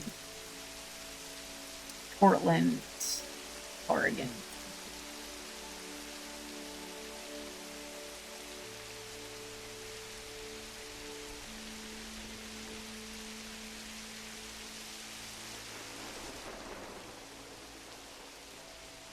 Debates intensified around areas like that's where I live. Developers pushed for a taller building, like 18 stories.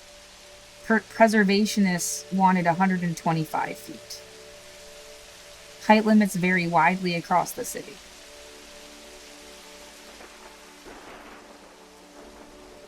That wasn't specific enough, but it kind of got the point across, yeah. 125 feet is how many floors?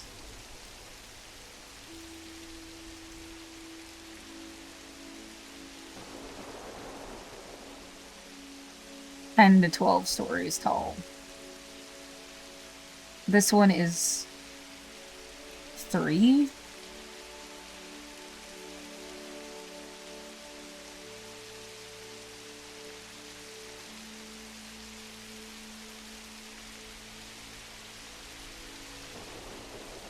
We're gonna pretend to, like, push you out, so we were making a champion that would always fight for our things that we want you to say, like a puppet. put our hand up your asshole and make you say what we want. Sometimes you would have agreed with us anyway, but like putting our hand up your asshole and making you say it is like really what's like violating about it.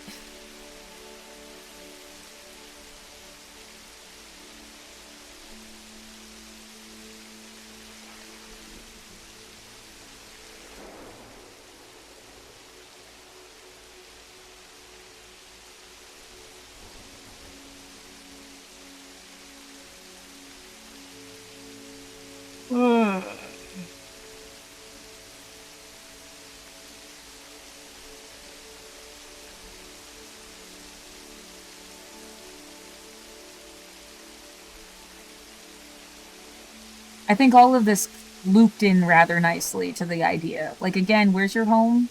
What's home supposed to be? If you Google, what is home supposed to be? What home? I Googled it already and got a nice...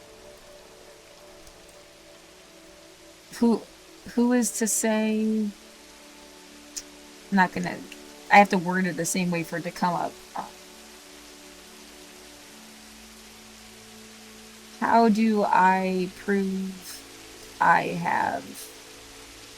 This is my home and I have a right to be here.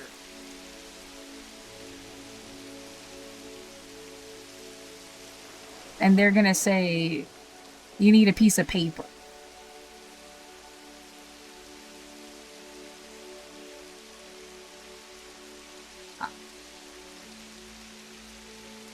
But yeah, other things, like I have a driver's license in Oregon. I have a bud tending license in Oregon. I've lived here since 2012. I pay taxes. I pay bills. I've worked jobs. You know, here's my resume. Yeah, so I've literally, like, contributed to your fucking community, and then you're, like, kick me in the face. Like, doing jobs that you wouldn't do yourself. Yeah,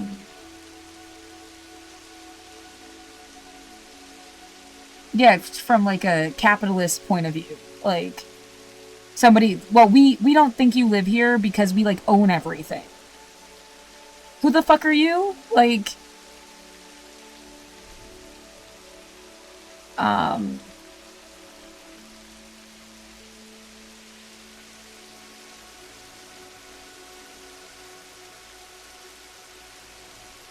Why you get to say where is your home?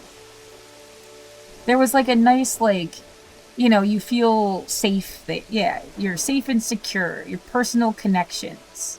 Somebody else is going to say, well, they don't own anything, but this is where their family is. They were born at this hospital. They've lived here their whole life. They went to school here.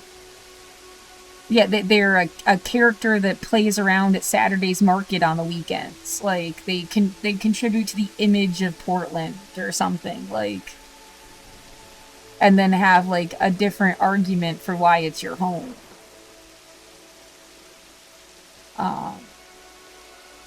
Yeah, there's a really manipulative tactic of making you, like, have to prove it's your home.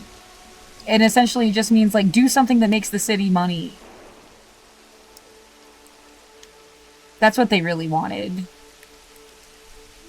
Be a fucking walking advertisement for something.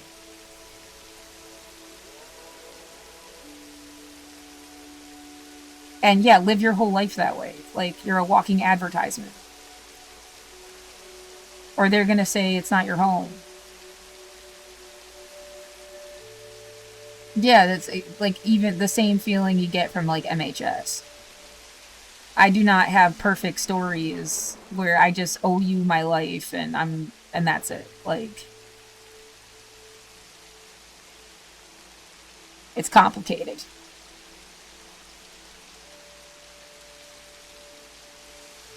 Ithaca never made me be a fucking advertisement.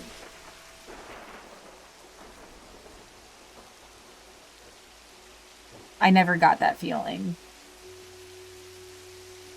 I always like got good grades and shit too. Like people thought I was like a legit writer. I got that feedback a lot from professors and students. So, I mean, what the fuck? Yeah, it's like this feeling like you should have been proud of me.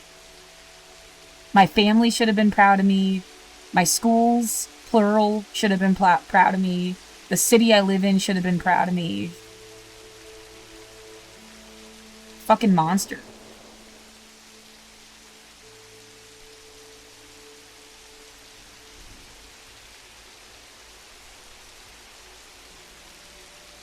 And like, what? Well, if you call us a monster, we're not going to be proud of you. Oh my god, if you cared about me, you'd understand where I'm coming from. Like...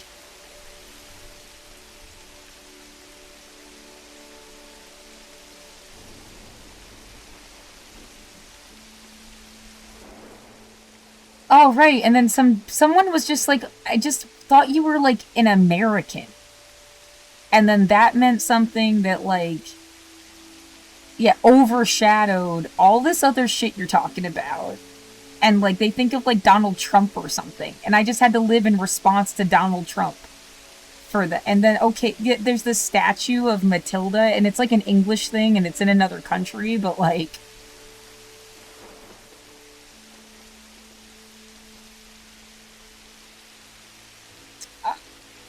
Statues were placed near the home in England. I guess they were temporary statues. Yeah, so they're in England or whatever, but like, still. I mean, that's what... You just needed me to be Matilda, for fuck's sake? Like, seriously. Well, we got this Annie chick that, like, and I mean, if you think... But mine is, like, pissed off at whoever Daddy Warbucks was supposed to be, so... That is literally the name of my... The social orphan Annie-archy thing. And you can have a lot of different Annies. There's the 2004 Annie. 4 or 14? 2014 Annie and the 1982 Annie. That's technically 1913 Annie.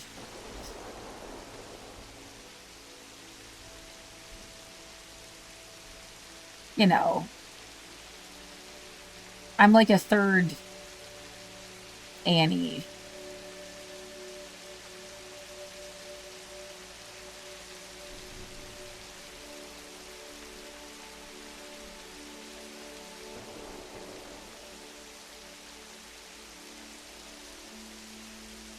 I'm my own Annie, bitch. Annie-archy, you fucking cunt. Didn't you get it? Like, oh my god, don't be so stupid. Well, I mean...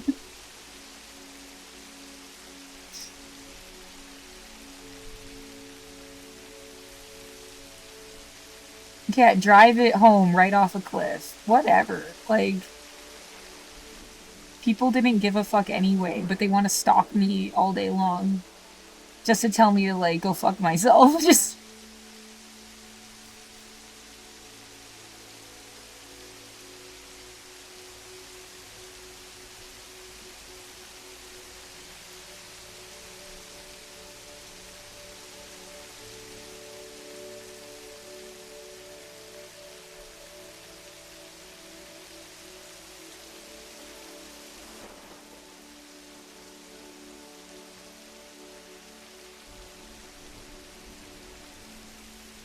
What can I do? I can hope I don't get an official eviction notice. That they wait and I apply for assistance and then they get all of their assistance. This fucking thing is supposed to do past due rent plus 1 month into the future.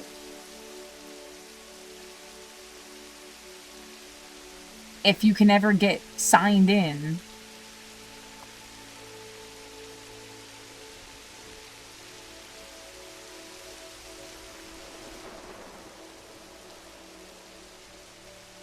Well, I'm worried. Like, I've asked 5 times about the sign-in page, and then they just don't even respond to my email.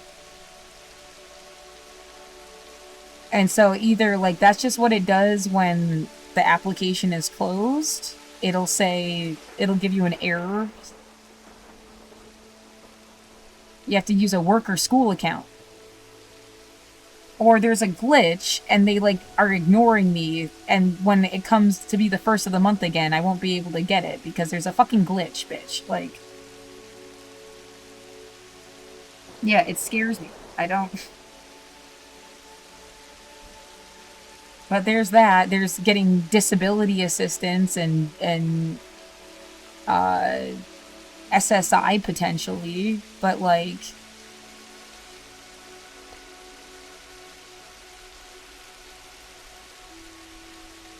I've emailed every single thing on the fucking list.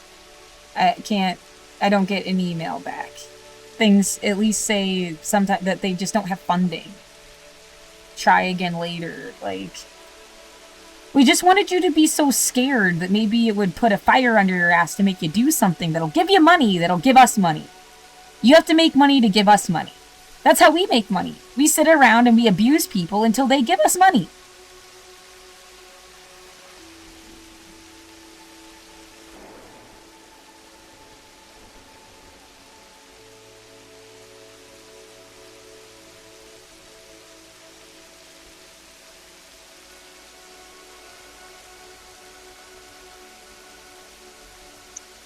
But...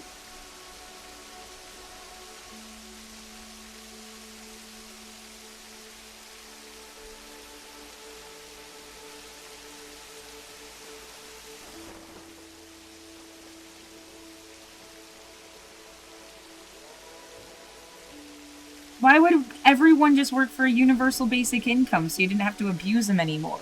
What, you wouldn't know what to do with yourself all day? Like...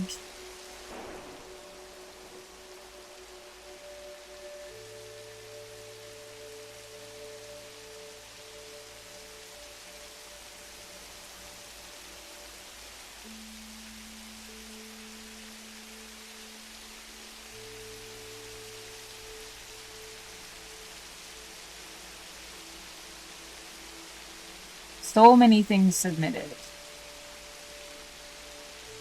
And then, yeah, here, your... I think it's this one. No, it's the other one.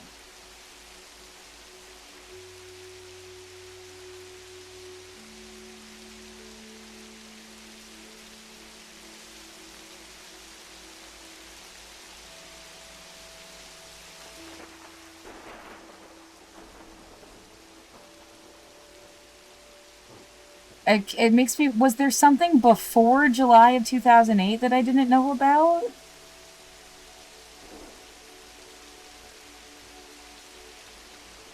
What the fuck is that?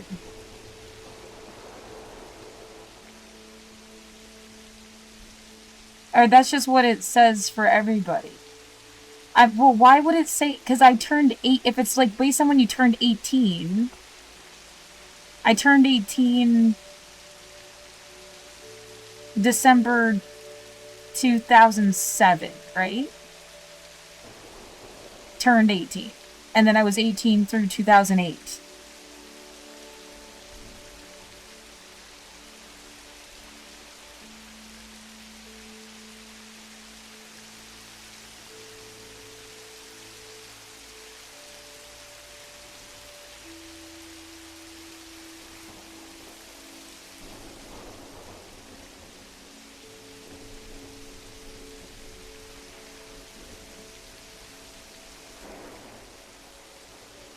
And then you can get the... It says your, like, taxes stuff, too.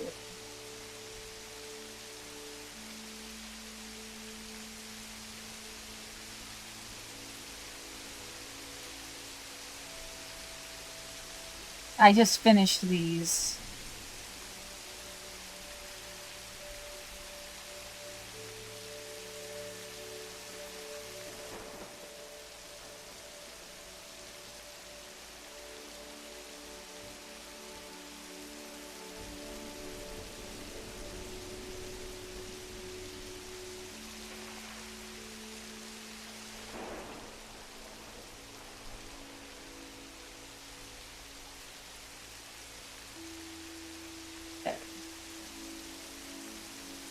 filed.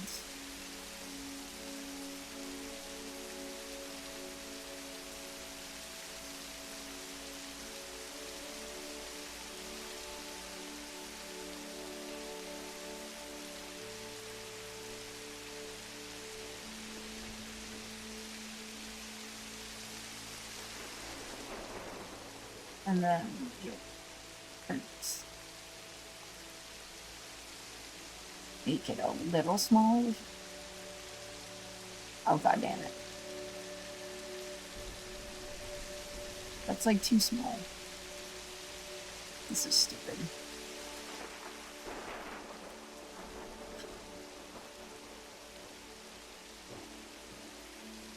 I guess that's good enough. Earnings. Record. January 19th, 2026.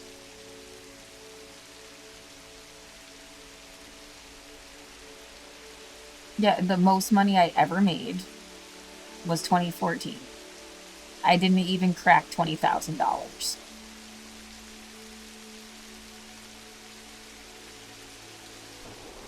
High school, college, started work, and then worked at the smoke shop. Then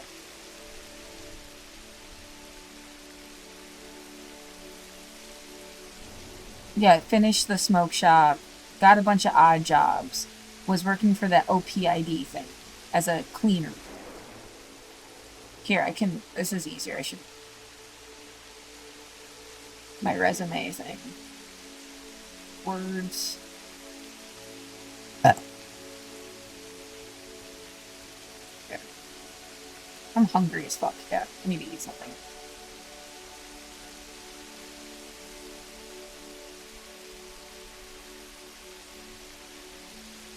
Yeah, fuck 1955, 85, and 25. High school, college, odd jobs, then the smoke shop, gift shop, the dispensary job that didn't work out, the first one. That's where I should have, like, whatever dispensary, anywhere. That should have been it. And then I'd just be a bud tender. This whole fucking time.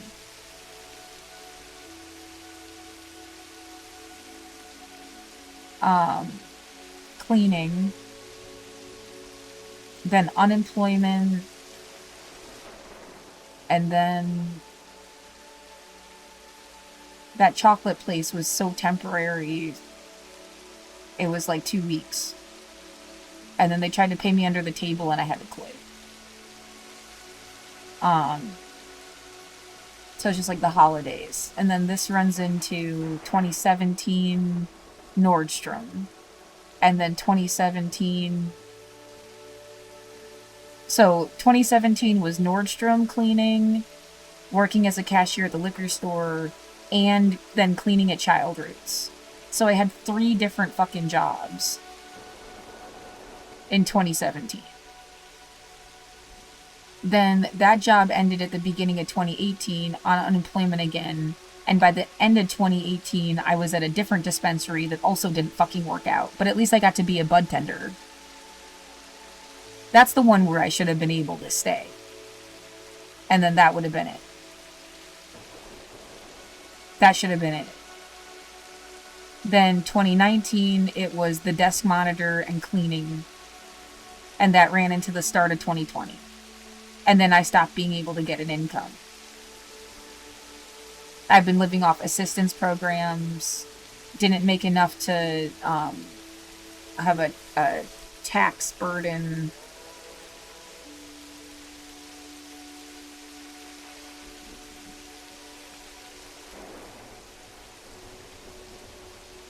Low income tax burden thresholds.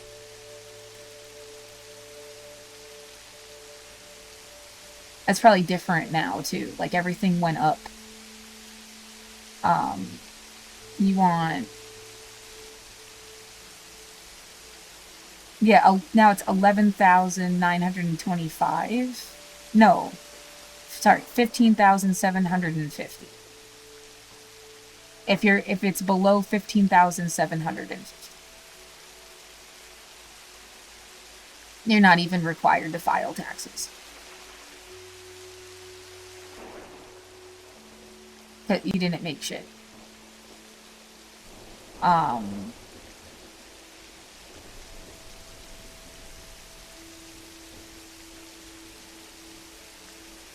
Yeah, technically I didn't even have to file. It's just to keep the record straight so that I can get help.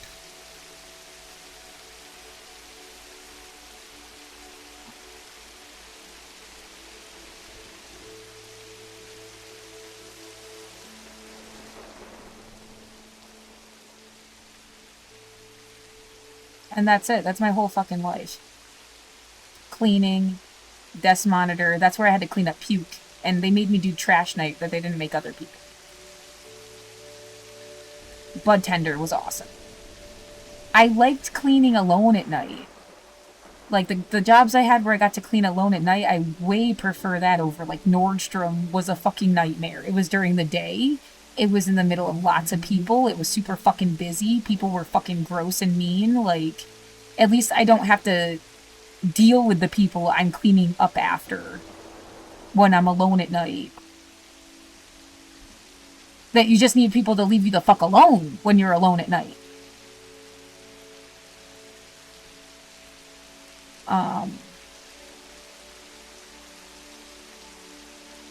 Cashiering, cleaning. I was just the receptionist at this dispensary. It gave me the story of, like, you know, all these people, the first time it's legalized, the joy on their fucking faces. Hundreds of people. All different ages. Super old people, young people. I mean, that was kind of cool, but I was so, like, overwhelmed. Yeah, it was too many people, but it was, like, it was cool to experience, like, the first days of legalization.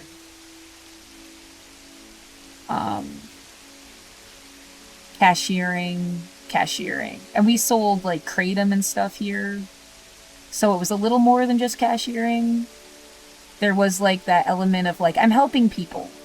And I tried to be really, like, scientific about the kratom and stuff. I'd never heard of it before. This guy didn't pay me. This guy fired me. This was fine. They were really nice, actually. Yeah. That was, like, the coolest boss I've ever had.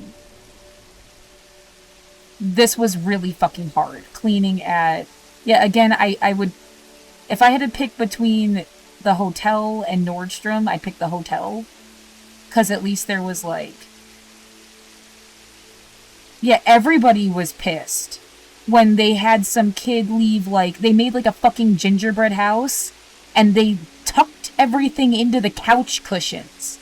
Like, they hid it inside the couch cushions. You might as well have just left it. Like a mess on the table. Like, because you have to clean by room, not by hour. So the amount of time it took to have to find all the little shit pieces that you stuck in the couch and then clean them out was, like, infuriating. But at least everybody was, like, pissed at the same time. And you were surrounded by other, like, co-workers. Nordstrom was, like, surrounded by people spending $100,000 on a coat. Or whatever. Like,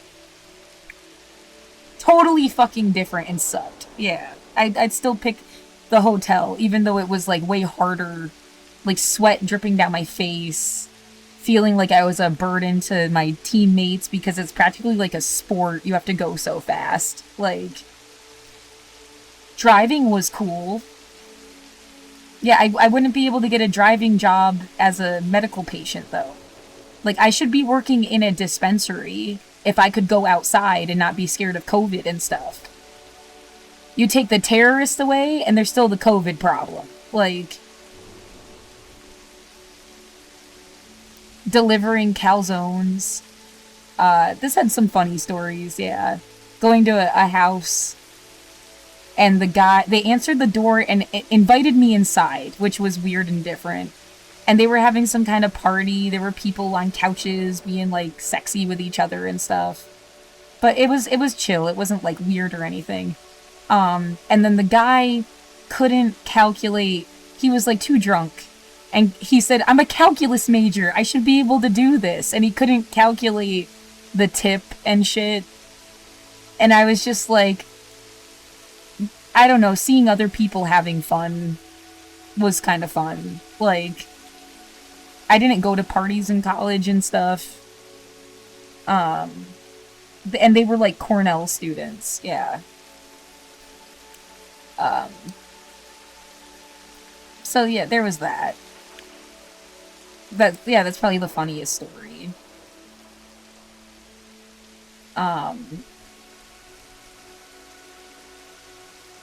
And then, yeah, I was just a receptionist at the school itself for a few months. She wanted me to type everything out on an electronic typewriter. I guess just to pass the time, because you could have done it in 5 seconds on the fucking computer and printed out labels. But she wanted them, like... She was cool and stuff. I'm not mad at her about it, but, like, she wanted them, like, on an electric typewriter. I mean, if you think about skills I could use at other jobs in my life, I mean, come on. Like, why did you do this to me?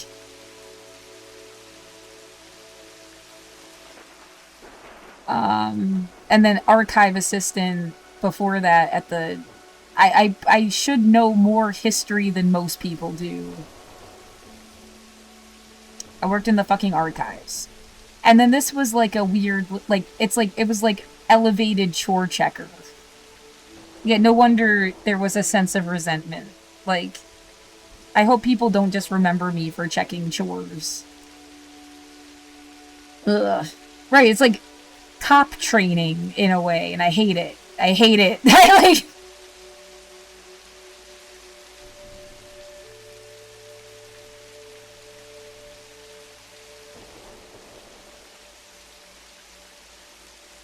Yeah, I didn't realize it at the time, that that's what that...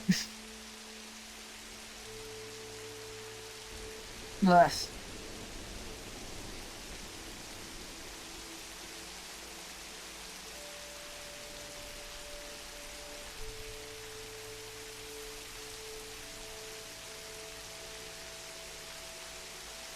Oh yeah, if anybody wants to send my landlord $10,000... just let me know so I can know that they got it. Like, it does feel like, blackmail, doesn't it? Like, hey, you better find someone to send us 10 grand or we're gonna, like, kill you. Like...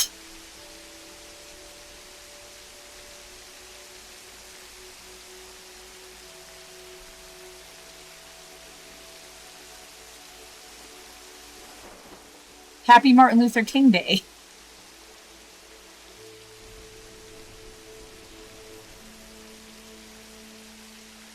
Yeah, I've lived here since 2015. I've lived here for over 10 years.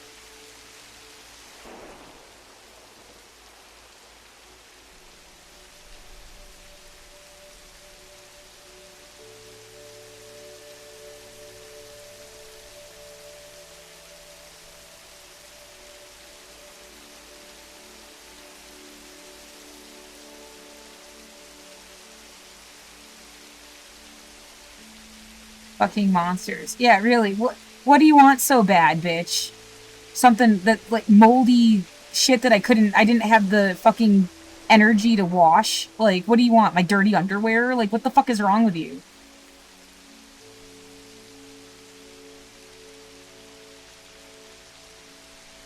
What are you getting out of it? Somebody, like, paid them to make fun of me and then throw me in a gutter. Like, that...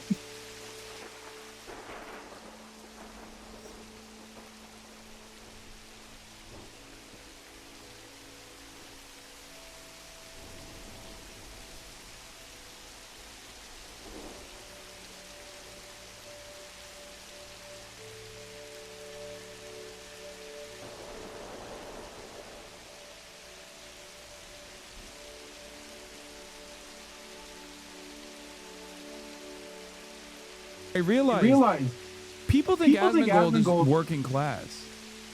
Like, people have falsely believed that Asmongold actually is representative of like the common working class individual because he looks like shit. Like, he doesn't, wash himself. He doesn't, he wears like a dirty, crusty t-shirt all the time, and he doesn't clean his house. So people look at that and go, oh, he must be making like what, maybe $100,000 a year. This motherfucker owns like 5 businesses, bro. The fuck do you mean? He owns a PC, pre-built PC company, Starforge. He owns Mythic Talent, co-founded it, is a talent agency. He owns an esport organization. He, I assume, has his own fucking, he has his own like LLC too, most likely. $100K a year is hardly working class, Hasanabi. Just saying. $100,000 a year is fucking working class, brother. What are you talking about? We do not live in 2009 any longer, okay? What the fuck? What the fuck was that?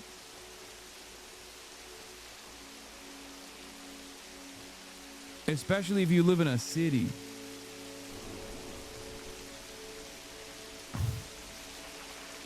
$100K is middle class. It's middle class is a made up concept. Even working class is a made up concept. But like, yeah, it is working class.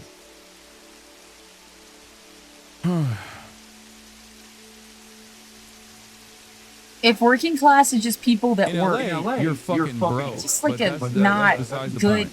term. I worked.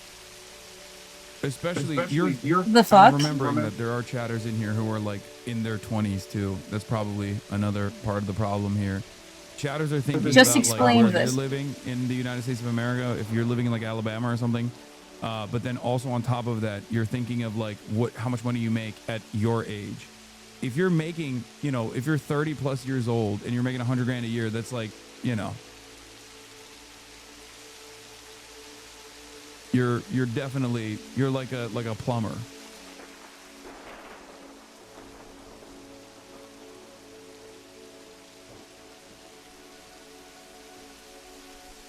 I thought plumbers made good money as long as they got a lot of work. You're so out of touch. 33 family of 4, 50K household income. Brother, you are way beneath the fucking line. What are you talking about?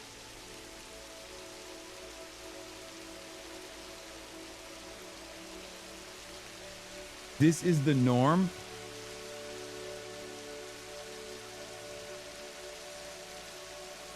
Anyway.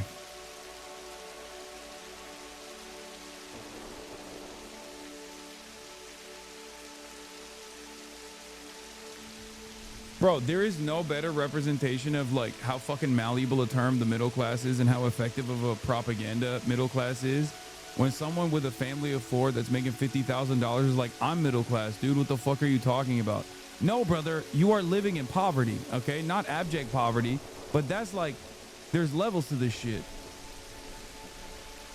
I can't believe I'm fucking, getting derailed in this situation. And unfortunately, that is the norm for so many Americans in general. But the point I was making is, Asmongold's not making $100,000 a year, okay? I can't believe this is how fast this conversation gets derailed every single time. I wouldn't know who Asmongold was or any of the other people he talks about without him talking about him. And sometimes I see why he's talking about him, and sometimes I'm frustrated about it. A more important point, though, you talk about like universal basic income again. And I mean, you need something that's enough money for people to survive without needing to ever rip somebody off. Like they have a business, whatever their business does, but it's not, they don't need to rip you off to survive. So if they ever do a universal basic income, I don't know, however you calculate how much you're going to give people, maybe they should be able to submit, yeah, but that's like auditing them. I tell you how much my rent is and you just pay my rent. And stuff. Like, and I get food stamps and OHP Oregon Health Plan. And if I use Walmart, I can buy certain things and get enough money to buy toilet paper. and then you're not making people live in poverty. Well, if COVID wasn't an issue and I didn't feel terrorized and I had been able to have my own business, then the money I'd make from whatever business would be like the income. But you have the housing, the healthcare, the food, internet and phone and electricity covered by like government subsidy. And someone's like, well, they don't want that. Because they don't want to have to tell the government how much money they need. It's not even about saying... They don't want to tell the government stuff. Yeah, I can understand different dystopian... Like, you fucking stupid bitch, they're targeting you because you're disabled. They made you disabled and they were fucking with disabled people. You don't fucking get that? Or they're targeting you because you're an atheist in a fucking theocracy, you dumb bitch. Like, you're a feminist in some patriarchy. You don't see... You're a Jew. Like, you don't fucking get how people hate you for no reason and can't call it discrimination enough to be like, why you should be afraid of the government too, somebody could say. It's like, I have no choice. I have no choice. If somebody's like a scary fucking psycho bigot, I have no way to fucking eat. I have to tell them how much money I make. I have to report everything I ever get on GoFundMe, every dollar, and then and I get food stamps. And that's the only way I could survive. Like, there was no other fucking option. I'm not gonna go live in your goddamn basement and be your, like, pet doll and have you, rape me or something. That's another, what, is that what you expect me to fucking do instead of telling the government that I got $100 from GoFundMe? Yeah, it's like, you don't win, do you win either way? You better make sure that the people running the government aren't fucking fascist lunatics. It's like, oh, come on, you had no power over whether they would be fascist lunatics and you know it. You can protest all day long, but, like, you didn't count for shit. Yeah, you won't count for shit till you're, like, 40 or 50 years old. Because that's when some generation would naturally, like, pass away. Like, 20 or 30 years from now. So 40, 50, 60 years old, and then maybe you would count.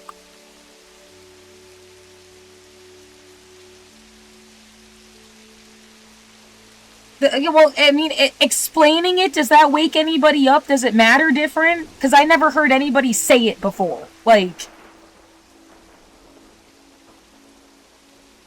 Yeah, maybe at least something could change because you keep bitching about it. What else am I supposed to do? Just die? I'm not going to do that.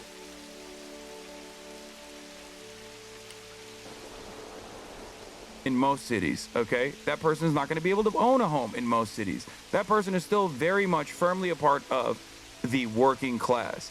You guys are fucking out of your mind if you think that that person that I'm talking about is actually, living the high life. Yeah, if you're making $100,000 a year, living with your parents, you don't have to pay rent, you don't have any dependents, and you're in your early 20s, you'll be fine. You can go out, do whatever the fuck you want, get drunk, pay for Uber Black every now and then, have disposable income on the side. I wasn't even making like the Marxist classification of what makes someone proletarian. I was just saying like working class is a catch-all term, and I cannot comprehend how motherfuckers are over here talking about how like 100K does not qualify as working class. You're like really raking it in. I'm also not a cop, I'm not a soldier, I'm not a spy. I'm not being useful to the government, somebody's god, the military, or capitalist money financial interests. You make somebody money, be willing to die or kill for somebody, be in a protector security position. Even if it's like, oh, well, she'll give speeches for us. And then someone's been just trying to, like, make you say the speeches they wanted you to say instead of what you actually think. Like, existing in some capacity that's at the service of others, the reindeer hooked up to Santa's sleigh, and then what, somebody might let you live? You know that's fucked up if you see it for what it is. Like, on the fucking dot.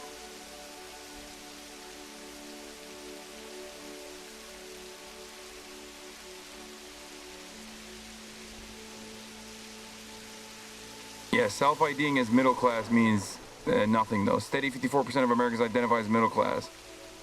More Republicans and fewer Democrats identify as working class and lower class.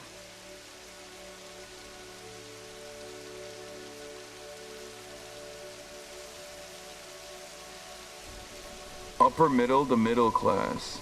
Working class, lower class, upper class.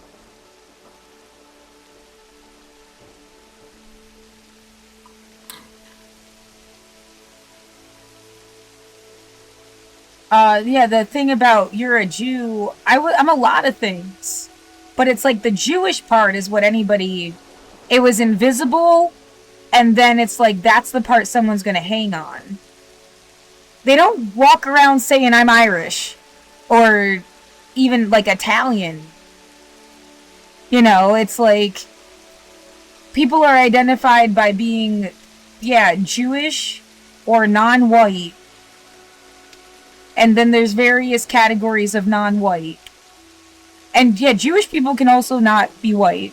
But like, you know, if somebody goes and picks apart my thing that I just went through earlier, it seems like that's what matters to them. Or you being an American in some way. But sometimes it's like, people are trying to make you be more an American. I don't know. Like, why don't you write an essay about why you're an American and what kind of American you are?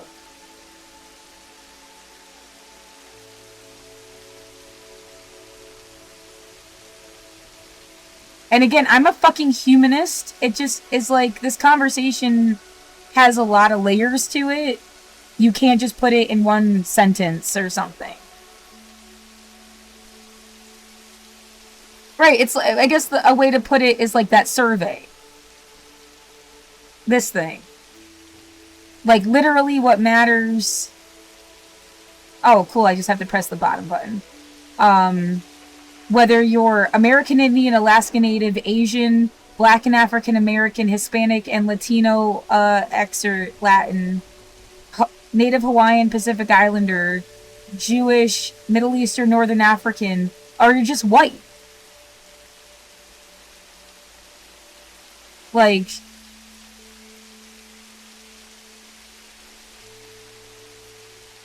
that's literally like the categories from the Oregon Department of Human Services.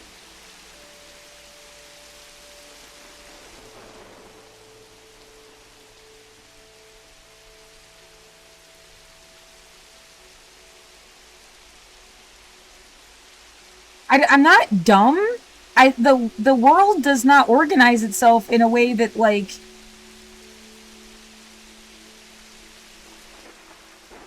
tells you what somebody's about.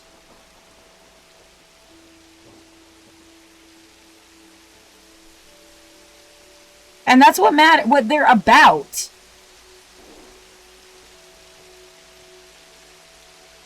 I cannot believe the amount of bourgeois decadence you're showcasing here. Classic out-of-touch, rich, multi-millionaire socialist, fuck you, fucking kill yourself. Like, literally, I could be like, I bought a hamburger for $5, and there will be at least one motherfucker that goes, I've literally never eaten a hamburger in my life. I'm currently sitting with a barrel wrapped around my chest because I do not have money to afford clothes, and you are the most out-of-touch person on the planet.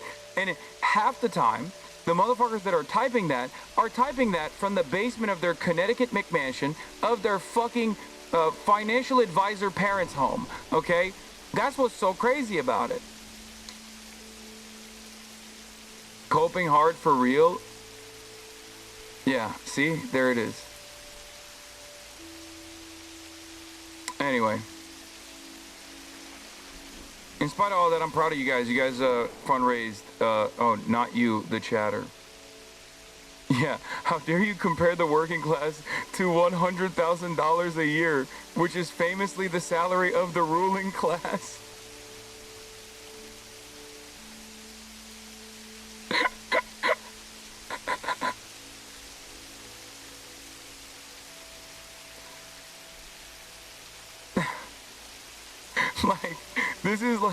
This is literally like ACP style commentary when they were like on that Starbucks baristas are not actually proletariat shit.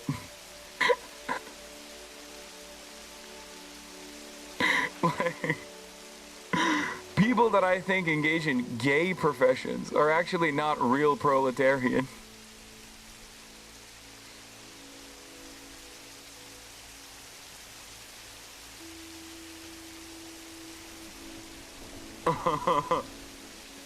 I don't really identify with the jobs I've had necessarily. My partner and I met collectively about 70K in Pennsylvania, and I have a high-cost living stay and are barely affording a one-bedroom apartment while also ignoring our debt. These shadows are crazy, Lamau.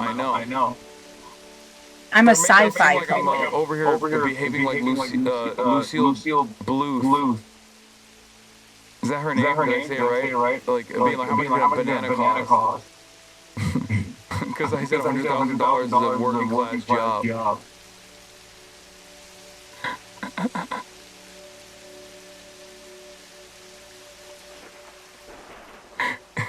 Famously, the amount of money you make. Famously, the amount of money you make when you're a fucking oligarch. When you're swimming in it.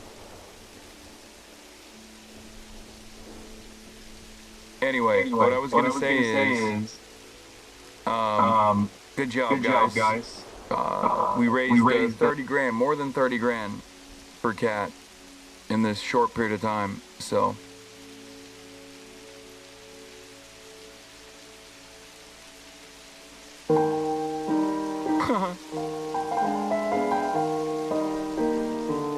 No, you see, this guy is also, if he's making $2, how much money does he make? If he's making, well, like so what is that, like $1 a second or 50 cents a second? Is that what he's doing? That's a lot. Isn't that a lot of money? That's not a $1,200 router. That's not a 1,200 router. What is that? What is this? Asmongold says not hiring people to clean his house makes him a normal person. I just want to live like an American. Brother, no one lives like this. Okay? No. Actually, that's probably the most respect of all the. I don't know this guy. He never has anything good to say about him. But like, yeah, if you have the physical ability to clean your house, you should be the one that cleans your house.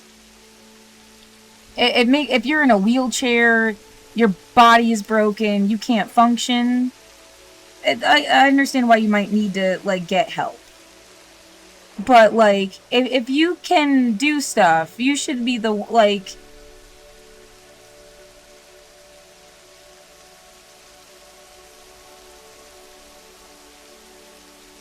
Anyway. Who regularly talks about fucking labor-related issues should shut the fuck up about labor-related issues because he's a streamer who is very fucking fortunate. True. The point I'm making is, I'm not LARPing about my financial situation, okay? You know, that's it. But people hyper-focus on the aesthetics of things, and they think, like, they can't hear your words, right? They can't hear. What I hear is, we put a weird camera in your room, and we would have made more money if you had, like, a really cute setup and everything was really adorable, and then you masturbate in your room and you're, like, one of these cute little girls that are, like, and then we would make so much more money off of you if you, like, had some cute situation going on. And it really, like, turns people off that, your fucking neighbor terrorized you so you can't even take out your trash, or you would. And then, like, you're not really trying to masturbate for strangers. Oh, man.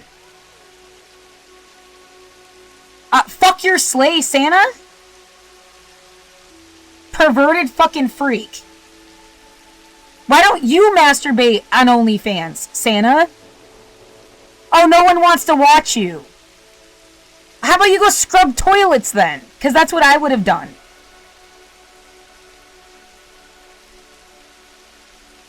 No, we're gonna exploit people instead.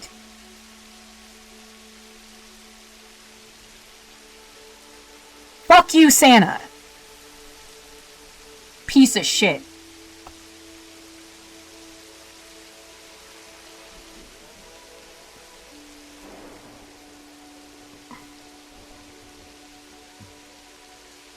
What's crazy about it is that any person that lives in this circumstance because like they are too busy or they work too much or they're too poor would literally first thing that they would do if they got money like Asmongold would clean their fucking house.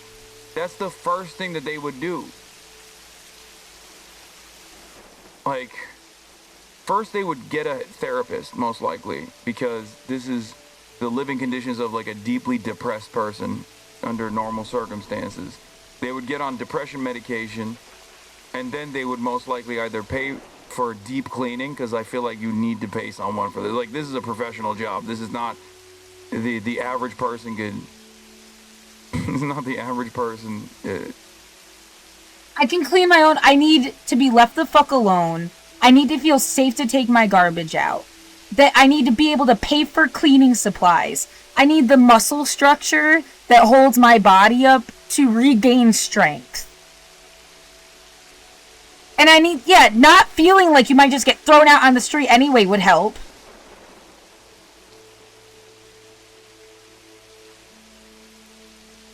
I don't want someone else in my fucking house doing shit for me.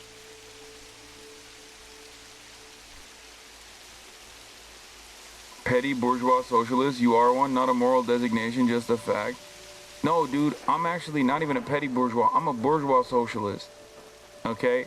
I'm a straight up, if you want to say I'm a fucking a capital owner, okay? If you want to say I'm like a part of the owner class, go ahead, say it. I'm a fucking class trader then. Who gives a shit? That's it. You know? I don't fucking care.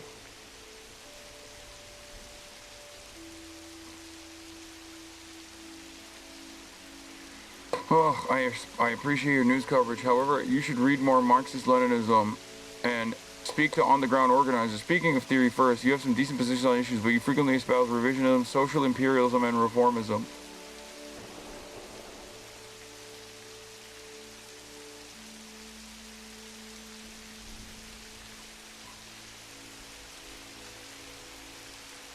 Alright, I'm done for the day.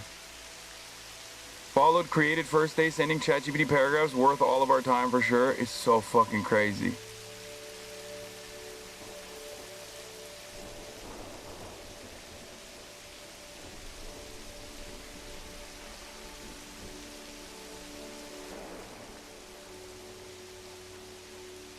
I don't want to clip it, but yesterday he debate broed himself and said he does politics for fun and doesn't know much, and that didn't have a comeback for you calling him out for being rich.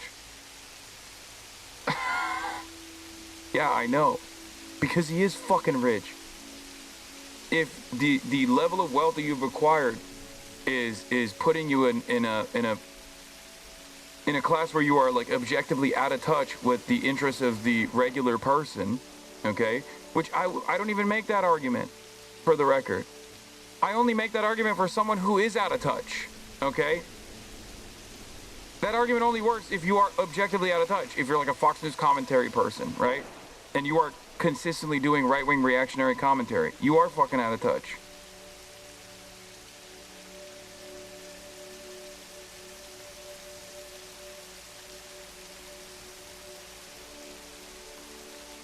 It doesn't even matter what level of wealth you have. You can still be out of touch. Please don't leave us on the most disgusting visual I've ever seen. Yeah.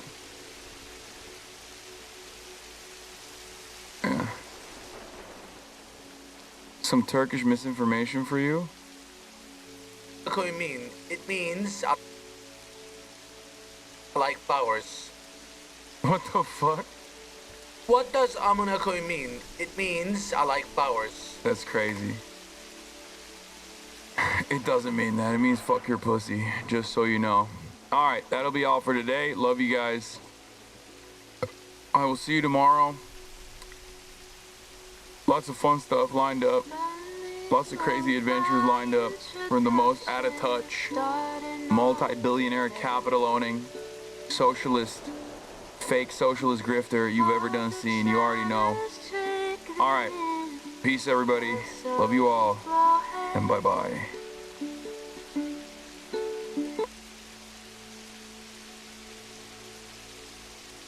What a way to bring it all around again about home and stuff.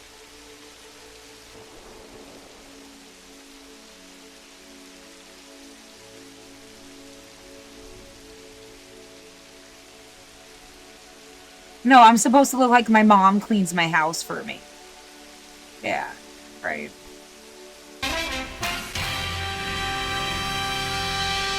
Good evening. I'm Jeff Bennett. And I'm Amna Nawaz. On the NewsHour tonight, Europe stands firm against President Trump's push to take control of Greenland after he links the effort to not winning the Nobel Peace Prize. Federal agents again clash with protesters in Minneapolis, further roiling a community now being threatened with military intervention. And we report from Antarctica, where scientists are trying to explain why a massive glacier is melting so fast and what that means for the world. This is a special one that over the decades we've discovered is the most crucial to the future of sea level on planet Earth.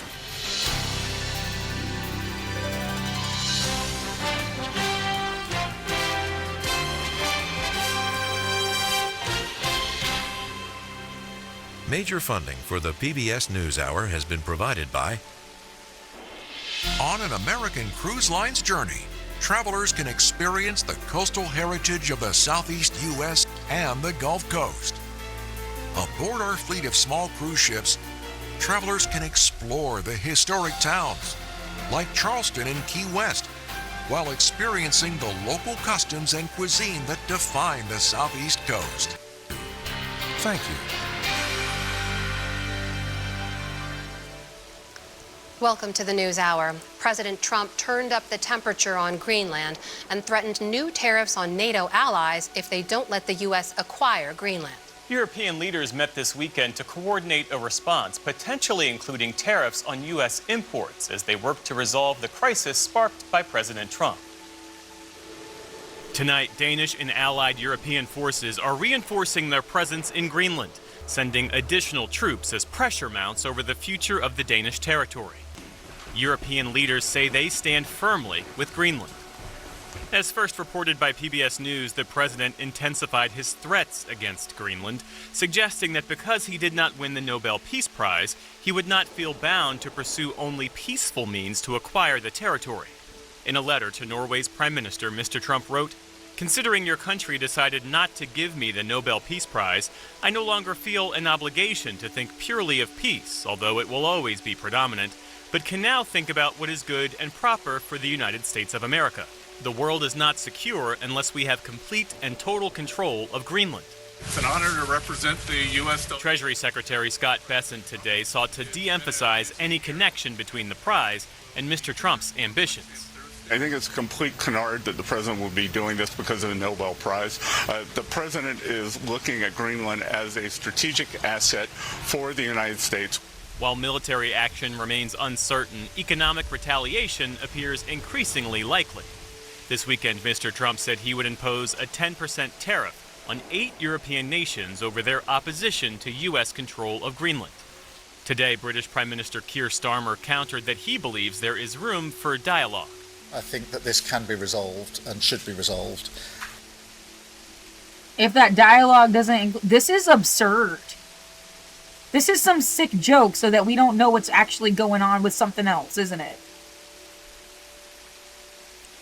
It's ridiculous.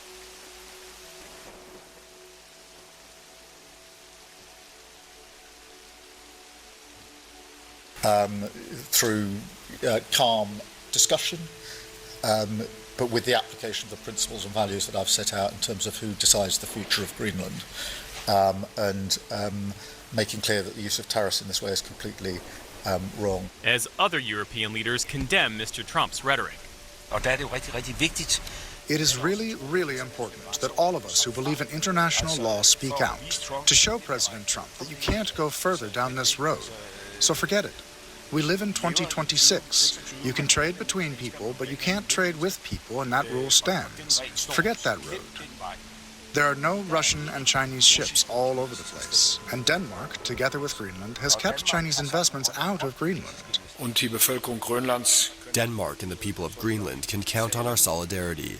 We are prepared to support the talks with the United States. These talks should always be based on the principles of sovereignty and territorial integrity. In response to the tariff threats, the European Union says it's preparing a potential $107 billion package targeting U.S. imports. We are part of the same alliance. We make the same threat analysis. We are willing to work together. Most important is that we de-escalate. While global leaders try to figure out the next steps, in Greenland, the message is clear. The country is not for sale. And for perspective, we turn now to Charles Kupchan, Senior Fellow at the Council on Foreign Relations. He served as Senior Director for European Affairs on the National Security Council during the Obama administration. Thanks for being here. Good to be with you. I want to start with the message President Trump sent to Norway's Prime Minister, as first reported by our Nick Schifrin, that because the president was not awarded the Nobel Peace Prize, he no longer feels obligated to, in his words, think purely of peace. What's your reaction to that statement? How does that strike you? It's a very odd reaction. It helps me understand a little bit more what I think is going on in Trump's head. This is in part about resources, rare earths, minerals. It's in part about security. He wants to deal with potential Russian and Chinese incursions or greater presence in the high north. But I also think that Trump is thinking about his legacy. Trump wants to have something to say to the American people when all is said and done. And I think in some ways he wants to join the pantheon of American presidents who expanded the girth of the United States. Alongside Thomas Jefferson, the Louisiana Purchase, Andrew Jackson, expansion to the west, James Polk, who took a large chunk of Mexico.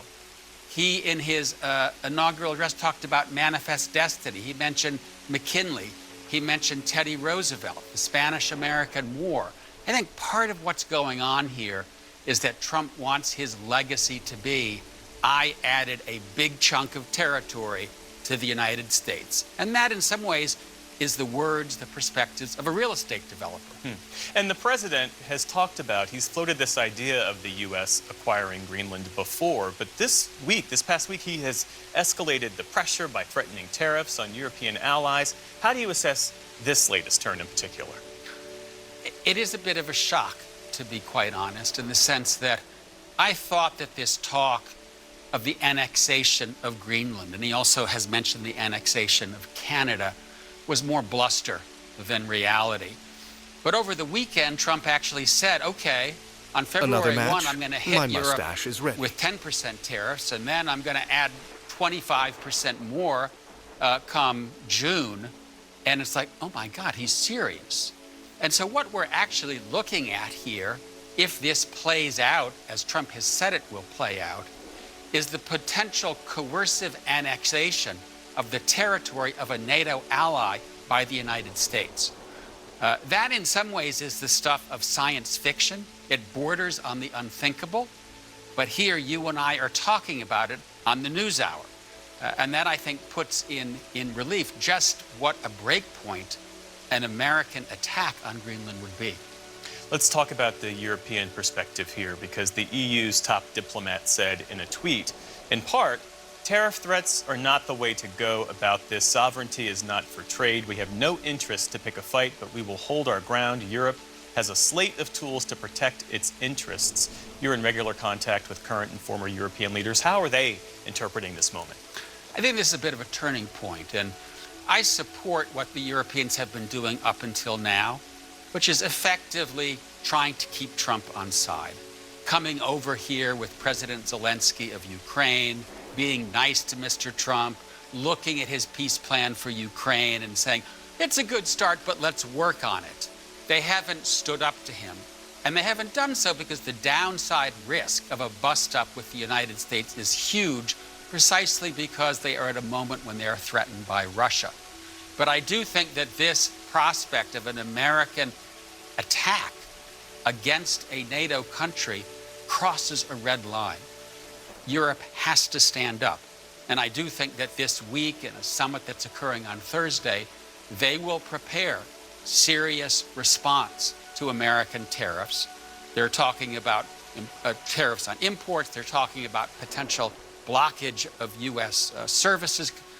This is a big deal. This is a turning point in the relationship.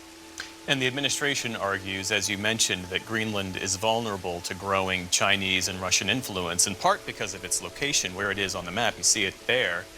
Is there merit to this claim that Denmark, Greenland, and NATO allies have not done enough to address those threats?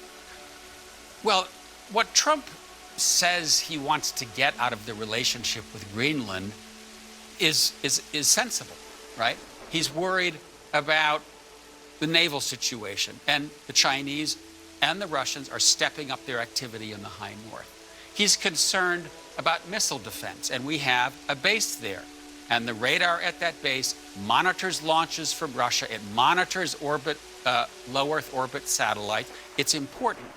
But, and it's a huge but, everything Trump says he wants, including rare earths and minerals, we can get. We have a 1951 agreement with Greenland that allows the United States access, that provides for American bases.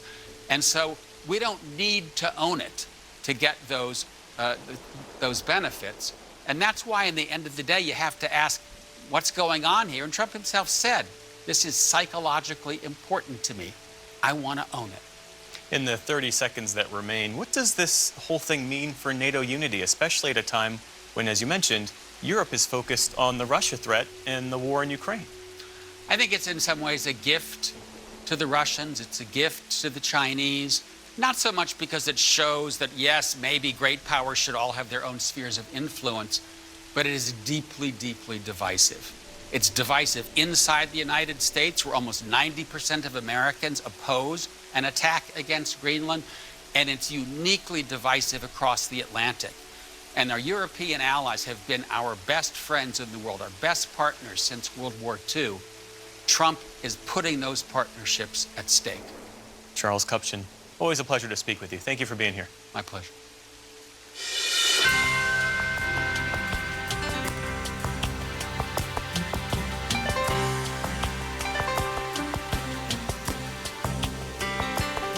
In Minnesota, residents of Minneapolis and St. Paul remain on edge as clashes between protesters and federal immigration officers continue into a third week.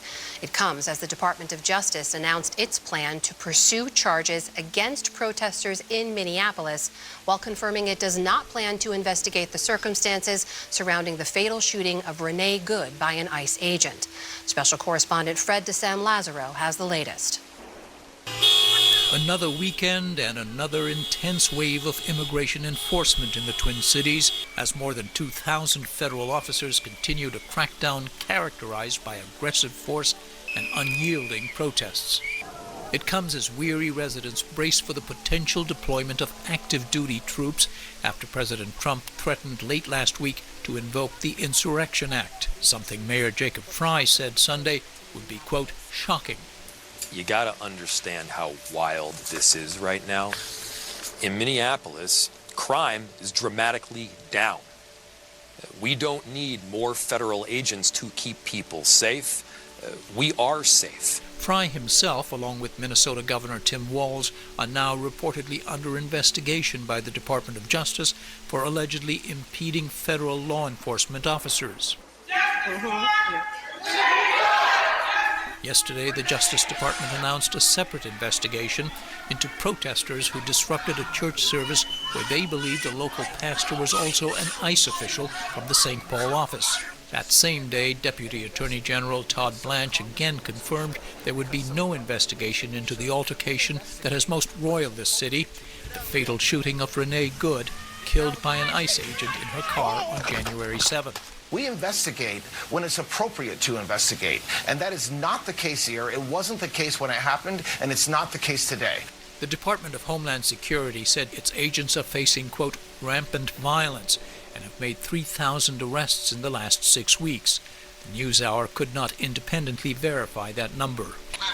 It all comes after a federal judge in Minnesota ruled agents could not arrest or pepper spray peaceful demonstrators, including those monitoring ICE operations.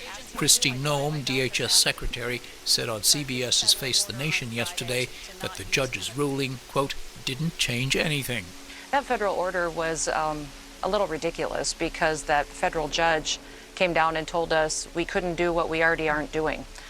We just saw video of chemical agents being used.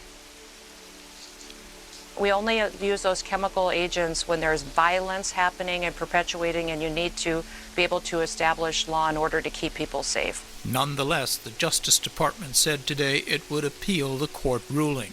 This weekend, a planned anti-Islam pro-ICE rally, which was set to feature a Quran burning, drew few supporters.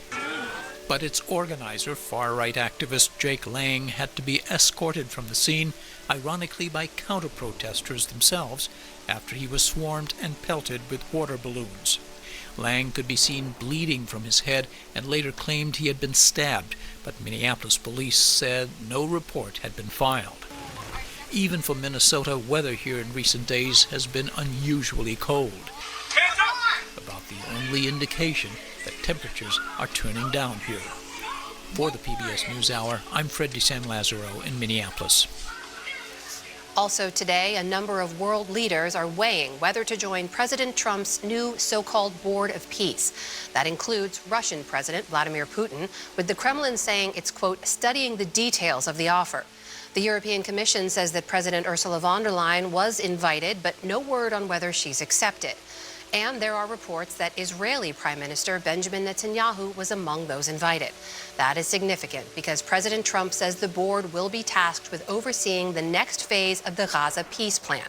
Speaking to Israeli lawmakers today, Netanyahu said he objects to the makeup of the board, which could also include Turkey and Qatar, who have been critical of Israel's actions in Gaza. We have a certain disagreement with our friends in the United States regarding the composition of the advisory council that will accompany the processes in Gaza. Now there is a disagreement, and I'm laying it here on the stage, on the podium. U.S. officials reportedly plan to charge $1 billion for those wanting a permanent seat on the board. Last week, the White House announced the 7 members of what it's calling the founding executive board. They include Secretary of State Marco Rubio, Trump's son-in-law Jared Kushner, and former British Prime Minister Tony Blair, among others. Gunmen in Nigeria have abducted more than 150 worshippers from 3 separate churches. The attacks took place on Sunday in the northwestern Kaduna state, while services and a mass were underway. A Nigerian lawmaker told the Associated Press that 168 people were still missing today. No group has taken responsibility. The region has seen a surge in such kidnappings as armed gangs target villages, schools, and places of worship.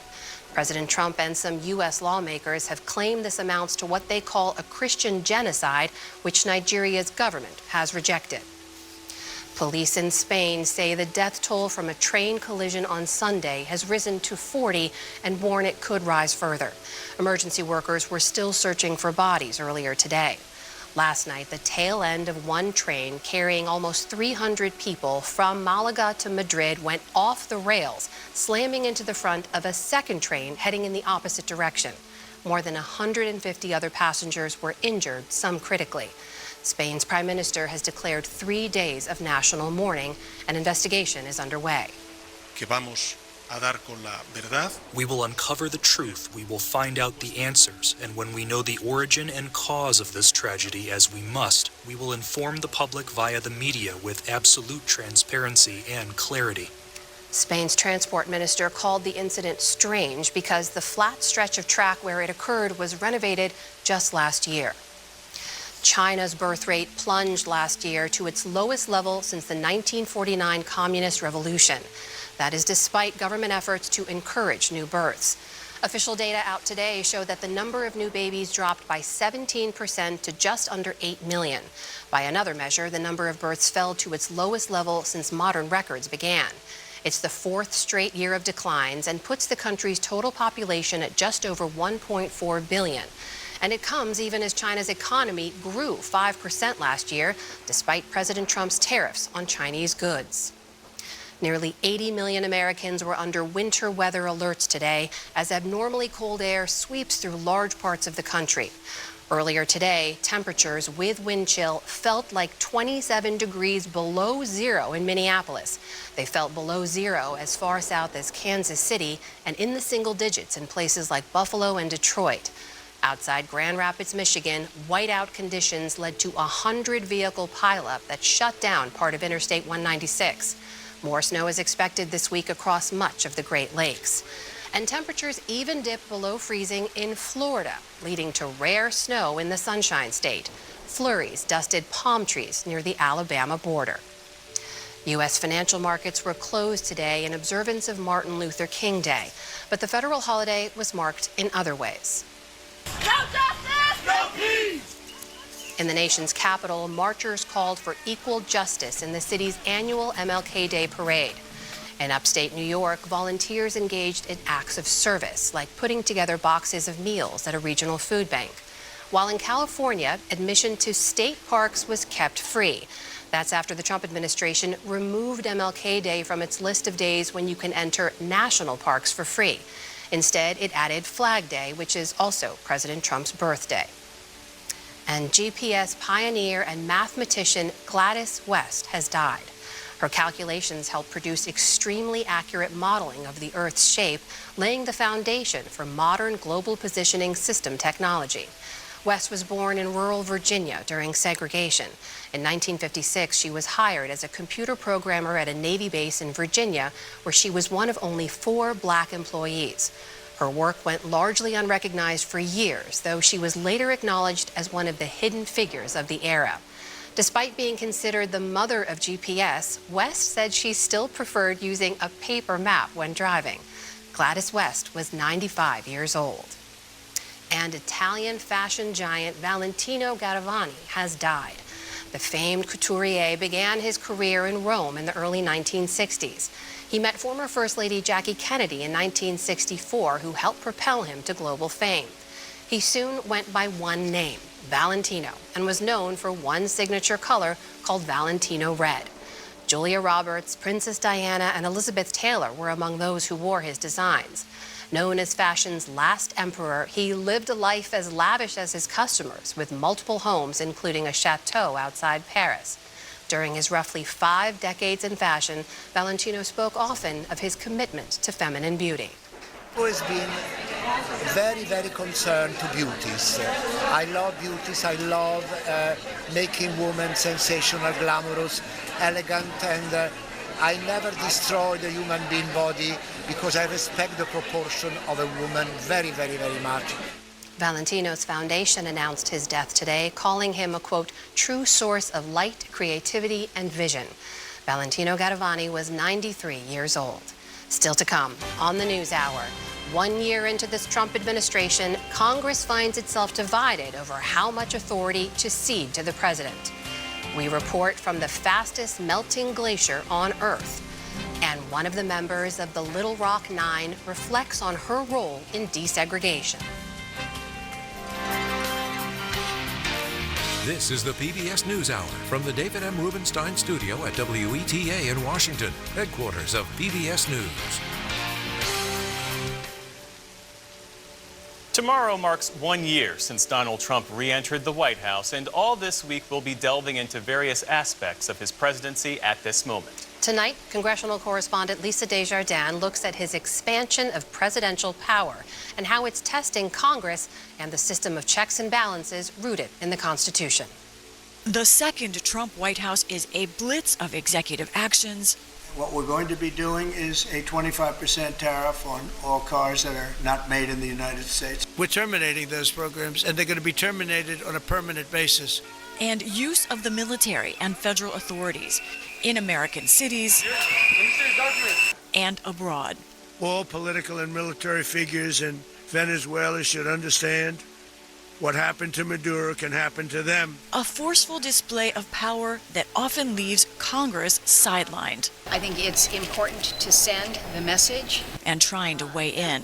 Like last week, when these senators met with a minister from Greenland, whose country Trump wants to take over. I asked about their power. Every day we should be thinking if we are fully asserting our authorities under the Constitution. Is Congress right now? No. Some days, no. Yeah. Congress has abdicated its power largely.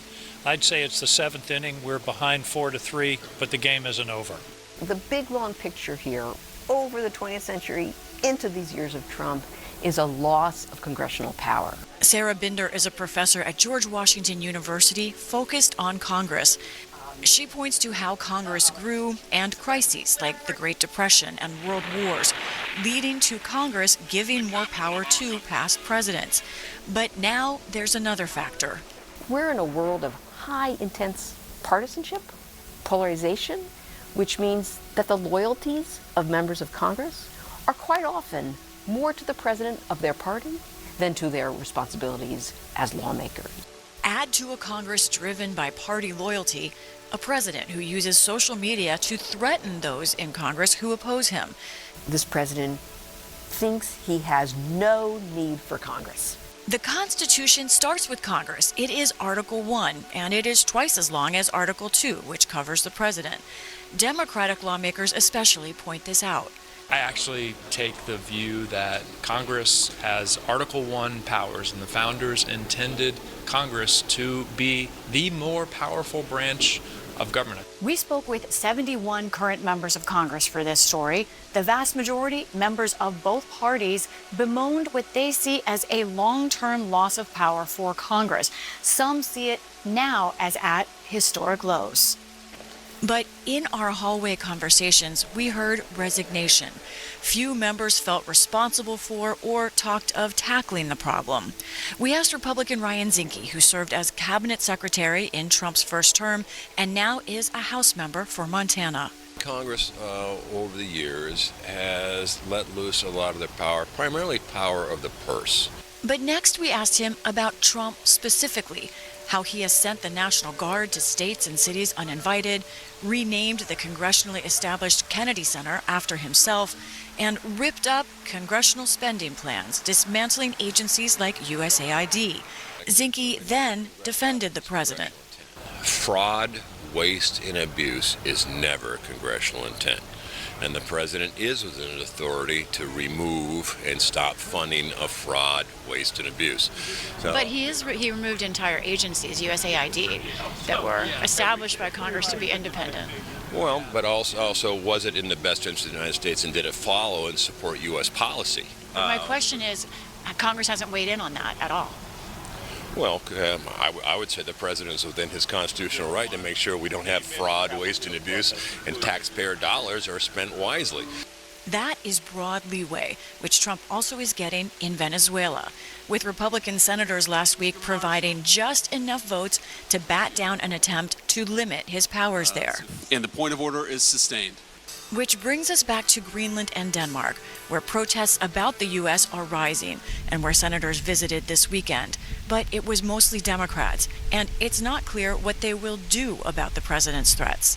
One of the things that's been made clear to us is that the people of Denmark are very anxious, are quite concerned, and the people of Greenland even more so. Hovering what seems a basic question.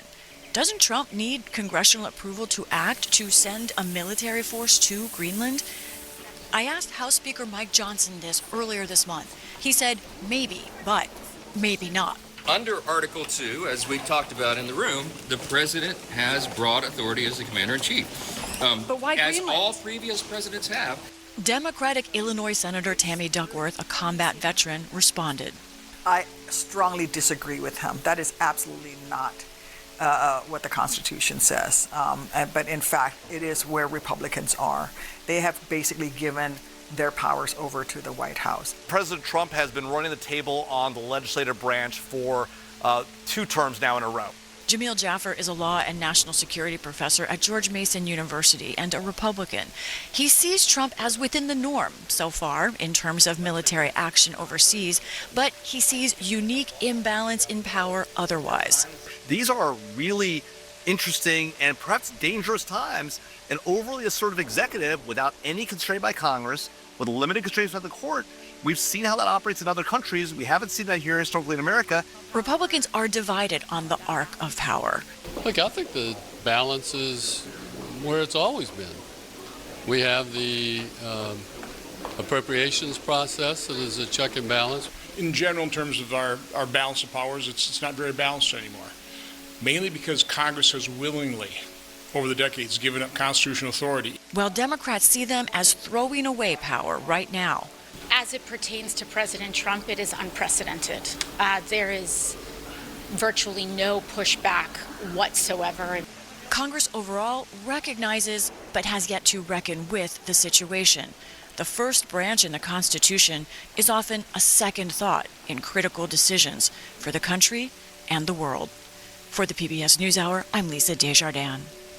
For more on the relationship between the White House and Republicans in Congress, I'm joined by our Politics Monday duo. That is Amy Walter of the Cook Political Report with Amy Walter and Jasmine Wright, White House correspondent for Notice. Tamara Keith is away this evening. Jazz, great to have you here. Amy, good to see you.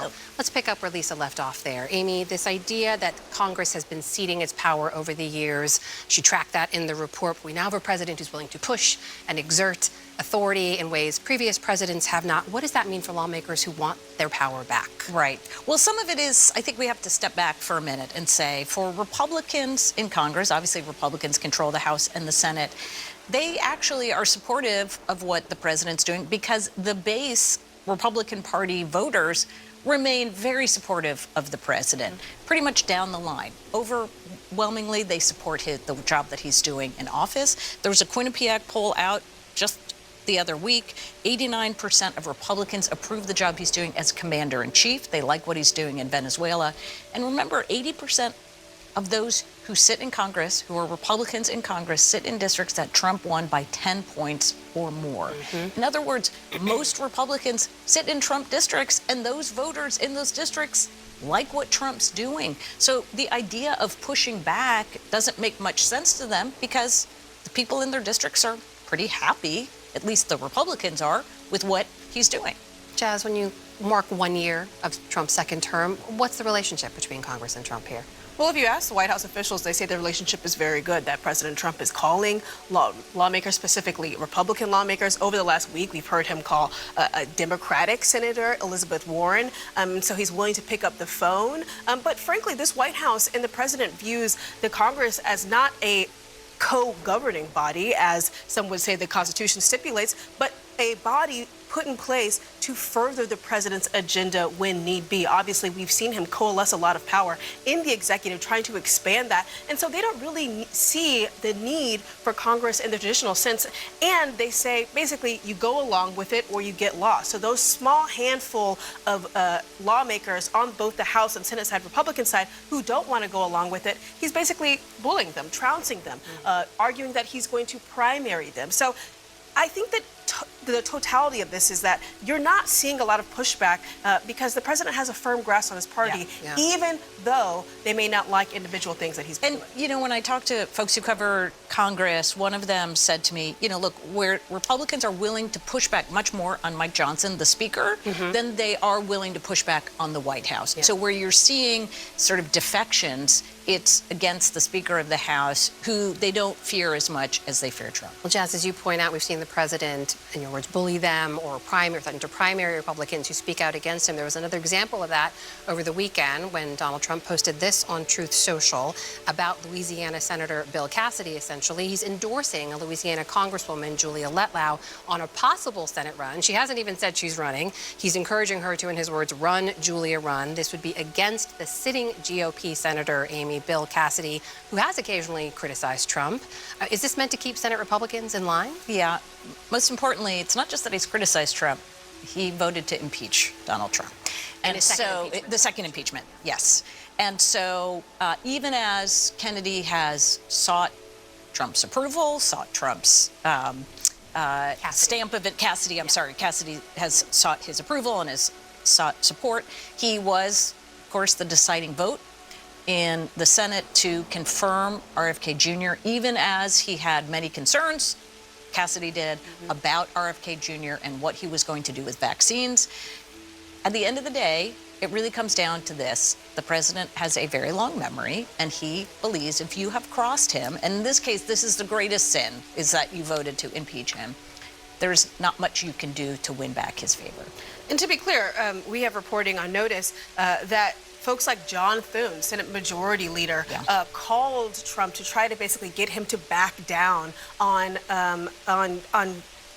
wanting to primary Bill Cassidy, just because the numbers are already looking a little bit shaky for folks. So this was kind of a full court press on trying to get President Trump to back down, and he didn't. And the fact that he didn't is supportive of this idea that he utilizes the threat of primaries in a way that no other modern president did. And I think back to the last president, former President Joe Biden, when he consistently ran into a problem with Joe Manchin and Kristen Sinema, two members who are not in the Senate anymore, but consistently ran into a problem with them not wanting to effectuate his agenda. And did he call for them to be primaried? No. But you're seeing Donald Trump do it time and time again, and you are seeing the Republican Party, for the most part, fall in line. You're also seeing the Republican Party, for the most part, try to explain some of the actions we see from the president.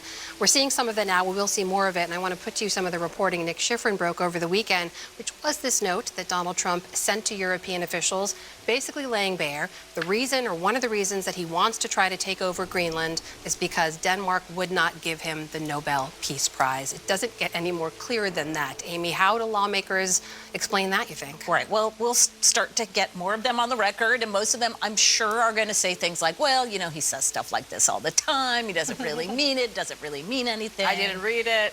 Right. The question really is where things go from here. And this is what I started this conversation by saying, look, where the Republican base is pretty consistent with where Trump is, or they like where Donald Trump is going. Where they do draw a line, at least in the polling that we're seeing, is on this idea of either invading Venezuela or putting boots on the ground in Greenland. They like the idea, and polling Republicans do, of, yeah, let's buy Greenland. But they don't like the idea of taking military action. And that's where I think, you know, you can push and push and push on this. Trump can and still get support from his party. Starting to talk about troop movements, that's a different story. I want to correct myself. I said Denmark when I went Norway, but please, Jessica. Yeah, great reporting there from Nick. I mean, I think just fundamentally, this is not a new thing for the president. We know that he talked about this in his first term, but the difference here is who he has around him. Right now, he has people around him who are willing to trust in him more, who are willing to let him do more, who are willing to push back on him less than I think the folks in the first term. And you know that is true because Donald Trump has said repeatedly, I like this group of people I have around me more than I did the last ones, even save for a couple of different members. And so I think that you're not seeing the pushback from the White House that maybe people in the Republican Party thought that you would see when you're coming to this idea of we're going to invade Greenland or we're going to put boots on the ground in Venezuela, something that President Trump has ruled out, that Venezuela part. And so, you know, I think that you're not necessarily going to see a lot of direct pushback to him, but you may see pushback to Speaker Mike Johnson, or you may see pushback to John Thune. The question is, how far does that go? And of course, the whole big picture of NATO and where does that play in is obviously another question mark. A lot of big question marks. We're talking about this a lot more. Jasmine Wright of Notice, great to have you here this week. Thanks for being here, Amy Walter. Always great to see you both. Thank you.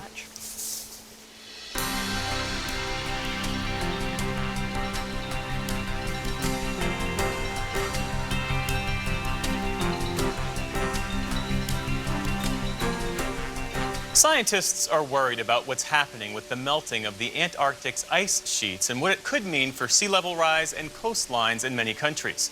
There's a 2-month-long journey underway right now to conduct new research that will better explain what's happening and the role of climate change. But it's a journey that provides no guarantees that researchers will even be able to get the data they want. Our science correspondent, Miles O'Brien, is on that ride and filed this report for our series, Tipping Point. So close and yet so far. After years of meticulous planning and 3 long weeks at sea, a Korean icebreaker carrying 2 helicopters and a team of world-class scientists has made it as far as we had dared to hope.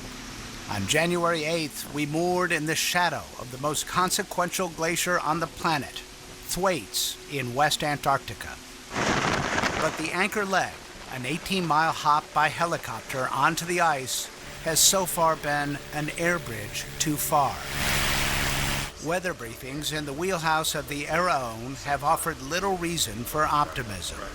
Dominic O'Rourke is the chief pilot. Hopefully we can fly, scout the camp, maybe tomorrow evening. The helicopters have flown about as much as the Penguins, and the marquee event of this expedition hangs by a thread. The ambitious goal? Establish a camp on the glacier to drill a small hole at the place where ice, land, and the sea meet, some 3,000 feet below, the so-called grounding line. The instruments researchers hope to drop into the seawater would yield unprecedented data to help explain why no glacier is melting faster anywhere on Earth. That ice is beginning to fall apart in certain places. Aboard the ship, mathematician and climate scientist David Holland of New York University. Why all the effort for this one? This is a special one that over the decades we've discovered is the most crucial to the future of sea level on planet Earth. Full stop. Full stop. Thwaites has a Florida-sized footprint and is on average more than half a mile thick. It contains enough water to lift sea levels the world over by 2.5 feet. And satellite images show it is melting at an astonishing rate, upwards of 300 feet a year in places, far faster than most Antarctic ice, where losses are typically measured in inches. Undeniably, it's melting. Then the question is why? Researchers believe climate change has altered wind patterns around Antarctica, weakening easterly winds and allowing cold meltwater from glaciers to flow more freely out to sea. That, in turn, opens a pathway for deeper, warmer ocean currents to reach Thwaites' grounding line, where they erode the glacier from below. This is the place where warm water is on your doorstep. And the glacier appears to be acting as a keystone, buttressing two other large ice shelves. And these ice shelves and associated ice could go too. So now you're up to 10 feet globally, which is an enormous volume. In 2015, the National Academies made predicting ice loss here the top Antarctic priority for the National Science Foundation. But the Trump administration cut the NSF budget by about 55%, the Antarctic program by roughly 70%. The NSF can no longer afford to operate a research icebreaker and isn't funding any of the science on this expedition. South Korea, meanwhile, is steaming full speed ahead in the opposite direction, doubling down on polar science. It is building a next-generation research icebreaker nearly twice the size, and its polar work is funded through 2031. We are really grateful for having those kind of money for continuing our work, better understanding of global sea level rise. Principal research scientist Won-Song Lee is with the Korea Polar Research Institute, COPRI. Help me understand why Korea has made polar research a priority. My country is the peninsula, so facing everywhere the ocean, so it's really vulnerable to what kind of a millimeter-wise kind of sea level change. Our 2-month voyage south began 2 days after Christmas. This is Getaway Day to Antarctica. We embarked from Littleton, New Zealand, heading southeast across the Southern Ocean for 3,200 miles to Thwaites. By New Year's Eve, we saw our first iceberg. Pretty darned amazing. All right, we must be going in the right direction. On January 5th, we reached sea ice. It's thin and we're going through it like a knife through butter, but there's a lot of thicker ice ahead. That was an understatement, as I learned the next day. The Araon was deep in a struggle to make headway. The sea ice has gotten very thick, and the icebreakers have been having a really hard time getting through it. But our skipper is brave and sure. After 2 sleepless days navigating a winding route through the ice, Captain Gwang Hyun Kim got us through. And on January 8th, I woke up to this astonishing sight. I can't even believe what I'm looking at. It's just beautiful. That's the face of the Thwaites Glacier. On the journey south, science teams spent nearly every waking hour testing gear and refining plans. They aim to sample the waters around Thwaites, core the sea ice, and fly deep penetrating radar over the glacier. Most of the gear belongs to the British Antarctic Survey, which pioneered hot water drilling into glaciers. So we're talking about 20-25 tons of equipment and fuel and people as well. Keith Makinson is an oceanographer and drilling engineer. He will help lead the effort to establish a hot water drilling camp, as they did on the Dotson ice shelf in 2022. It's really very simple. I mean, ultimately we're creating hot water. We use a long hose, we lower it into the snow, and we make a hole. The complication comes is that we're in a freezing environment. Nature's fighting back all the time. No truer words have been spoken on this journey, as the helicopter pilots have been reminded. Flying over the sea ice and crevasses is not a problem. But so having these little reference points on the surface obviously make the difference. Yeah, massive difference. Yeah, exactly. But when we look toward the featureless place on the ice where they want to establish the drill camp, low clouds erase the horizon, creating whiteout conditions. If we go charging off in there, you're just in the white. You don't actually know which way is up anymore. O'Rourke and the team kept pressing. A brief break in the clouds let him drop a 3-person safety crew onto the ice to check for hazardous hidden crevasses. They used a remote control vehicle to tow a ground-penetrating radar to see beneath the surface. Mission accomplished, but the weather quickly went, well, south. It looks very poor, very, very white. As nervous plans formed for an unexpected overnight stay on Thwaites, O'Rourke spotted a sliver of blue, slipped in, and landed safely. The team returned to the ship to a hero's welcome. As we waited for a break in the weather, the ship cruised near neighboring Pine Island Glacier, and the scientists did as much work as this harsh, remote place would allow. Finally, after 10 long days of gray, the clouds dissolved and the sun broke through. The hot water drill team wasted no time implementing an improvised plan to fit the narrow window on the ice. Their final possible workday is February 7th. Let's go check out the drilling kit. Physical oceanographer Peter Davis is one of the team leaders. By my count, 20 days. Yes. Between now and when the last possible workday on Thwaites. Yep. Is that enough time?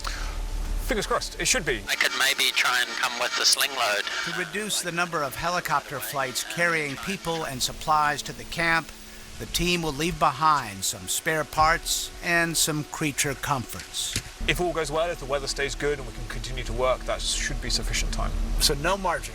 No margin anymore. Yeah, we've used that margin. It's a last-ditch bid for data that has eluded scientists for years. Everything has to go right in a place where almost nothing ever does. And Miles joins us now from Antarctica. So Miles, what's the latest on the effort to set up camp there? Things are moving pretty smoothly here, Jeff. By my count, they're about halfway through all these sling loads, those nets filled with equipment that they are flying 18 miles into the glacier to the sweet spot where this camp will be built for the hot water drill. They need to do about 40 of them to get all the equipment on the ice where it needs to be. So about halfway through, I think by tomorrow, they might have the job done and they can get busy with that drilling effort. And we saw that weather conditions can make things pretty dangerous. How is the weather holding up? Well, right now it's 29 degrees, about a 10-mile-an-hour wind, and I got my sunglasses on because the sun is out. And interestingly, it is still a little bit gray. There's kind of a little bit of ground cloud in the area where they're landing. But as they add pieces to the camp, it gives the pilots more things to fixate on as a point of reference. So the bigger the camp, the easier it is for them to land in what would otherwise be marginal conditions. So I think they're kind of over the hump on this one. And what can you tell us, Miles, about the other science projects being conducted on the ship there? Well, there's several teams on here that have projects associated with understanding sea ice, understanding other aspects of the oceanographic condition in and around Thwaites. There's a team that is going to fly a ground-penetrating radar over the glacier to really try to characterize what is beneath, not just the ice, but the terrain below. They're all kind of cooling their heels, waiting for this event to get underway so they can get some time on the helicopter. So everybody here is taking sort of a team spirit approach to it, and everybody comes in with low expectations because of the environment they're in, but they're sort of champing at the bit to do their science, frankly. Are you going to get to go to the camp?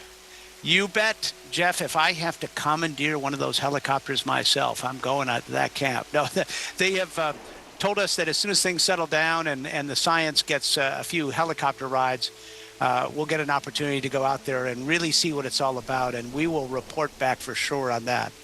Miles O'Brien with the exceptional assignment tonight, reporting from Antarctica. Miles, it's great to see you. Good to see you, Jeff.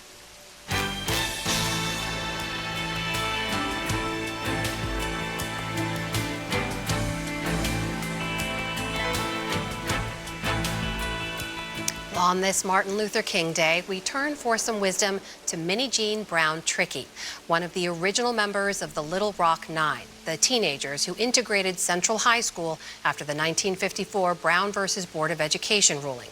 Tonight, she shares her brief but spectacular take on her hope for the next generation. When I look at pictures at Central, I see me smiling. That was also a strategy. The nature of racism, hatred, all those things is to dim your smile, dim your beauty, dim every aspect of you, and I wasn't going to let them do it to me. We were harassed every day, inspiring, brave, we turned away, heads held high, we walked the halls, and I walked like I belong. Oh, yes, like I belong. Little Rock 9.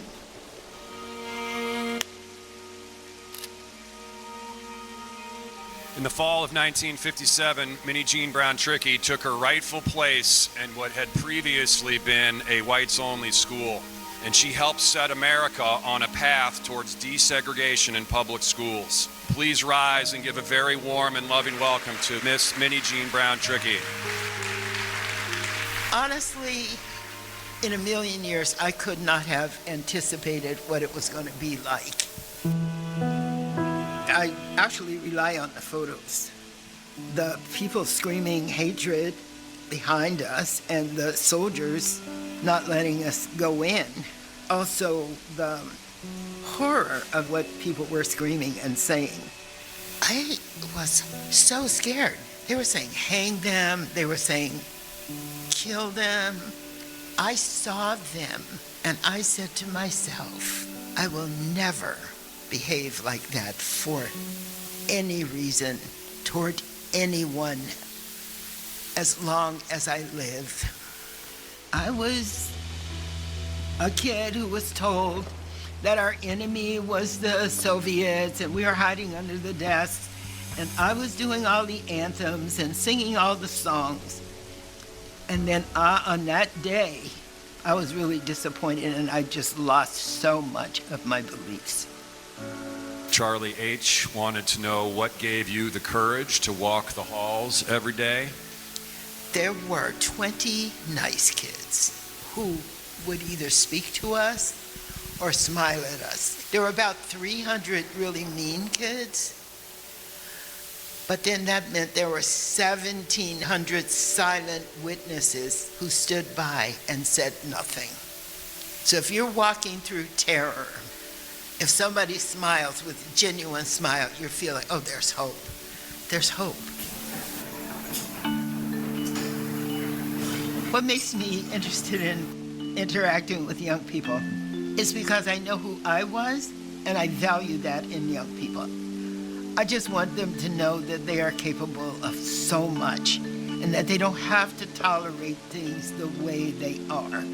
We have kids who have families who are being picked up and brutalized by ICE, I'm not sure if it was like that for me.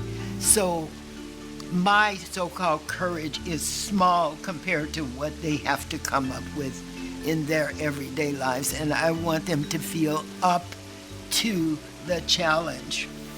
We have heard that you were especially targeted of all of the 9, so I was wondering if you could expound on perhaps why. A sociologist did interviews with white women about their experience at Central, and they said, we hated that Minnie Jean so much. She walked the halls of Central like she belonged there. This is what people said. Excuse me, wherever you walk like you belong there, okay? That is my challenge to you, okay?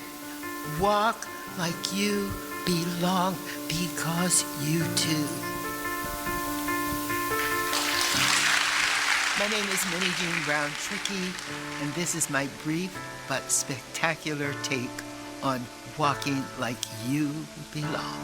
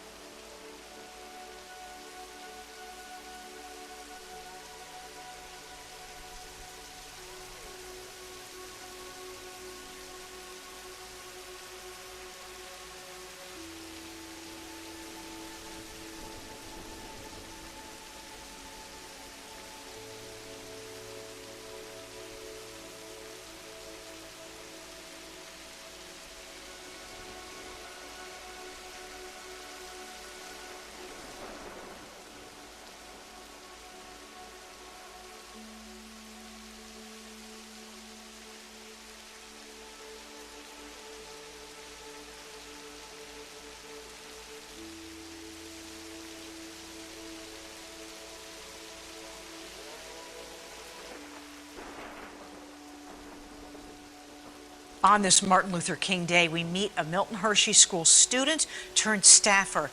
She's sharing her personal connection to Dr. King's legacy. Sonica Bargo joins us now from the newsroom. Sonica. Alicia, in 1995, Fanati Abrokwa was in middle school when Coretta Scott King spoke to the student body at Milton Hershey School. More than 15 years later, that message has never left her. I understood that it was a huge moment then. A huge moment for then 5th grader Fanati Abrokwa. That was a once-in-a-lifetime opportunity to have her grace our school with her presence. In 1995, Coretta Scott King, Martin Luther King Jr.'s wife, spoke to students at Milton Hershey School. Wow, the humility of this woman. King's message of service to become servants of God and humankind is still guiding Abrokwa more than 20 years later. As you look back and want to give back to others and give back to young people, and it's why I came back to Milton Hershey School. Abrokwa now works at Milton Hershey School as the special assistant to the president for diversity and inclusion. It allows us to keep equity at our forefront. This work, my role. Abrokwa says those principles of inclusion and equality are echoes of Dr. King's legacy. MLK really embodied a lot of the premises that we have here. As the school honors him this year, Abrokwa remembers Coretta Scott King's words. That's what I remember her speaking to. That's what the holiday should be for us, is really giving back. And she hopes, like King did for her, she can make an impact of her own. I'm the first in this role, but hopefully that will inspire other young women at our school, other young men at our school, to really come back and want to give that service to our students as well. Abrokwa also told us the school is forming a team of people to look at how best to honor Martin Luther King Day in the years to come. She says they want to involve the whole community in serving others. Live in the newsroom, Sonica Bargo, ABC 27 News.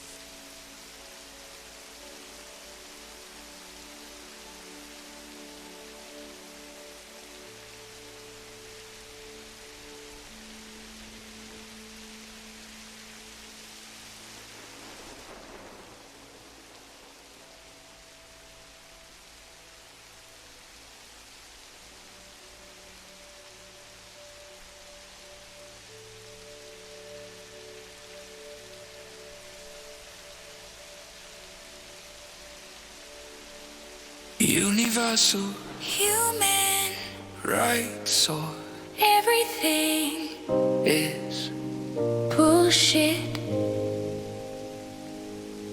This is peaceful protest. All human beings are born free and equal. Everyone is equal regardless of race, color, sex, language, religion, politics, or where they were born. Race, class, sex, gender, age, both ways, ability, national origin, genetics do not define character. Everyone has the right to life. And to live in freedom and safety. Don't fuck with people. Everyone has the right to be free from slavery. Everyone has the right to be free from torture. Everyone has the right to be recognized before the law. Laws are not always lawful. Authorities don't always deserve respect. Who watches the watchers? Be true, be you, be real, be kind. We're all equal before the law. Laws are not always lawful. Authorities don't always deserve respect. Who watches the watchers? Be true, be you, be real, be kind. Everyone has the right to seek justice if their rights are violated. Laws are not always lawful. Authorities don't always deserve respect. Who watches the watchers? Be true, be you, be real, be kind. Everyone has the right to freedom from arbitrary arrest, detention, or exile. Everyone has the right to a fair trial. Everyone has the right to be presumed innocent until proven guilty. Everyone has the right to privacy and freedom from false attacks on their reputation. Do not lie about people. This is a peaceful protest. Universal. Human. Everything is bullshit. This is a peaceful protest. Everyone has the right to freedom of movement, to be free to leave and return to their own country. Please notice when people do not have their own country. This happened a lot. Everyone has the right. To seek asylum from persecution. Everyone has the right to a nationality. Everyone has the right to marry or not marry as they choose, and to have a family of their own. It's everyone has the right to own property. Owners should be careful not to violate the rights of people who don't own anything. Never let the only option for survival be destruction either way. Everyone has the right. To freedom of thought, conscience, and religion or non-religion. Everyone has the right to freedom of opinion and expression. Everyone has the right to freedom of peaceful assembly and association. Peaceful protest. Universal Human rights or everything is bullshit. This is a peaceful protest. Everyone has the right to take part in government and to have equal access to public service. Peaceful protest. Everyone has the right to social security. We should all be living to once we as society can be competent enough to genuinely care for everyone their whole life. Everyone has the right to work, to equal pay, to protection against unemployment, and the right to form and join trade unions. Everyone has the right to rest and leisure. Peaceful protest. Universal Human rights or everything is. bullshit. This is peaceful protest. Everyone has the right to a decent standard of living, including food, clothing, housing, medical care, and social services. Everyone has the right to education. Learn from everyone. Is both the kind of teacher and student their entire lives. Let knowledge flow freely. Everyone has the right to participate in and enjoy culture, art, and science. Everyone has the right to a social and international order where the rights in this declaration can be fully realized. We have a duty to other people, and we should protect their rights and freedoms. Never let someone convince you to kill another or violate their own rights for this purpose. Nobody can take away these rights and freedoms from us. Take chances, make mistakes, get messy. Social orphananarchy has real love for you. Science, bitches. Peaceful protest. Universal Human rights. everything